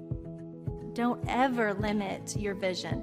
When you dream big, big things happen. I started a business because I couldn't work for anyone else. I do things my way. I do what I think is in the best interest of the patient. I don't answer to insurance companies. I don't answer to large corporate organizations. I answer to my patient, and that's it. My thought when I opened my clinic was I can do this all myself. I don't need additional outside help in many ways. I went to medical school. I can figure this out. But it was a very, very steep learning curve. Within the first 6 months of opening my clinic, I had a $63,000 embezzlement. I lost multiple employees. Clay helped us weather the storm of some of the things that are just a lot of people experience, especially in the medical world. He was instrumental in helping with the specific written business plan. He's been instrumental in hiring good quality employees, using the processes that he outlines for getting in good talent, which is extremely difficult. He helped me in securing the business loans. He helped me with web development and search engine optimization. We've been able to really keep a steady stream of clients coming in because they found us on the web. With everything that I encountered, everything that I experienced, I quickly learned it is worth every penny to have someone in your team that can walk you through and even avoid some of the pitfalls that are almost invariable in starting your own business. I'm Dr. Chad Edwards, and I own Revolution Health and Wellness Clinic. Clay, my honor to be on your show, and thank you for all you do. I hear the ripple effects from you are good ripple effects. You know what I mean? People rave about what they learned from you, so congratulations. And we went from expecting maybe 250,000 this year to we're at 400,000. Hi, I'm Kelsey with K&D's Woodruff Finishing. I'm business owner at 23. So I've been working this K&D's company for about 5 years now, and we started working with Thrive not too long ago. And we went from expecting maybe 250,000 this year to we're at 400,000. That's what we're going to hit or exceed. So we're pretty excited about that. It's been pretty much just listening to what they have to say. Their hiring process has just really been incredible as far as finding good quality help, and the just the accountability of meeting up with them weekly, and like such good insight, the resources that they have for specific business questions. It's all been really incredible. It's been a great experience, so I would recommend it to anybody. What I've seen from Clay and his group at Thrive is they'll give you a simple system, and it's the simple systems are the ones that people can wrap their brain around. They're the ones that people can work with on a day-to-day basis. Hi there, my name is Stephanie Pipkin. I am 24 years old and I own Black River Falls Cleaning Services. We opened in April of 2019 and it is now mid-June of 2020. So I wanted to talk today about the success and growth I have achieved by implementing the Proven Path with Clay Clark's team and my business coach Luke from Thrivetime. It has been insane to say the least. I started working with them in mid-February of this year, so we're about 4 months in of working together, and it has completely transformed my business in pretty much every facet. So I'm gonna check my notes here. So in 4 months, my leads have tripled. I was getting probably like 2 leads a week. Now I'm getting more in the like 10 to 15 leads a week. I have doubled my number of employees. I'm now hitting the highest revenue weeks in the history of the company, week to week, it seems like. We went from about 6 appointments today as our highest in February to now 14 to 15 appointments a day. And hiring quality employees has become much simpler and less stressful by using their systems for hiring. I typically only get maybe 2 complaints a month, if that, and everybody shows up to work. I just have really high quality employees now, especially in something people typically consider a high turnover type of work, you know, cleaning houses, cleaning businesses. I have amazing employees now, and I get rid of the ones who are not so amazing and bring on new ones because of, you know, group interviews and interviewing every single week. It's just been great, and such I don't waste as much time on low quality candidates anymore. And your coach will hold you accountable. I mean, which I love. Again, the tough love is really great. You know, Luke's like a stern father figure, but he's also nice, but also stern when he needs to be, when I'm being lazy and not doing the things that I know I need to do because I don't want to do them. So that's just great. Worth every penny. I mean, I'd pay him $1 million a month if I can, and maybe someday I'll be able to, but I would just say go for it. If it seems like a good fit, just go for it. Do what they say, even if you think it's stupid or ridiculous. Just do what they say because it'll work. You know, people, when they look at my business, you know, people in my town, they think I'm lucky. They think I'm just, you know, things just happen for me. And, you know, maybe I am lucky, but it has a lot to do with hard work and, you know, perseverance and, you know, working till you cry sometimes. That's just being an entrepreneur, which if you're a business owner, you understand that. But it's having these systems in place of, you know, of course I'm going to be successful. It's an absolute because I have all this stuff in the background happening, and I have Luke and Clay and everybody on their team working really hard to make sure that I'm a success. And I can tell that they are just so excited every single week when I'm having all these wins and things like that. They're so excited for me. So it's the best thing ever, and I would suggest to anybody to work with them. So sorry for the long-winded reply, but I just had so much to say, and I could go on for hours probably about how amazing they are. But thank you to Clay and Luke and the entire team there, everything you guys have done for me, and I am so excited to continue to work with you for years to come. Thanks so much for watching. My saying is, if it's important to you, hire a coach. And I think that's one of the reasons people are not successful is they eat a cheeseburger instead of hiring a coach, you know what I mean? And so my coach pushes me. They're younger than me. They push harder. They're trained. And as my rich dad always said, you know, amateurs don't have a coach, but professionals always have coaches.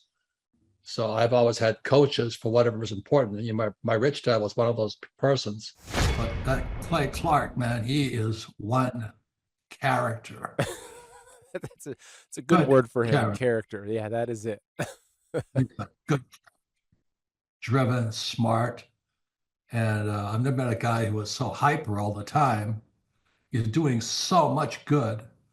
And then I met his mother, and she just says, she just lets him be Clay Clark. I mean, so he's endorsed by his mother, and he's doing magnificent work. So it was great meeting you out there and all the people that he surrounds himself with. Clay Clark starts his days at 5 o'clock in the morning. Oh, it's incredible. Yeah, he's a machine. He's a machine. Yeah. But I have problems with my company starting at 9 o'clock. Yes, hundreds of people showing up at 5 a.m. in Tulsa, Oklahoma. Man, he's a leader of a leader. He's a fantastic young man.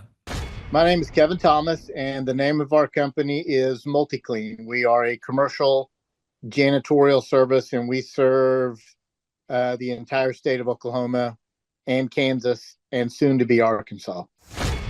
We have probably grown 5 times. We've added, I think when we first started with you, we had 60 to 65 employees, and now we have a little over 300 employees. Before we got involved with Thrivetime, we didn't really have any systems or processes in place.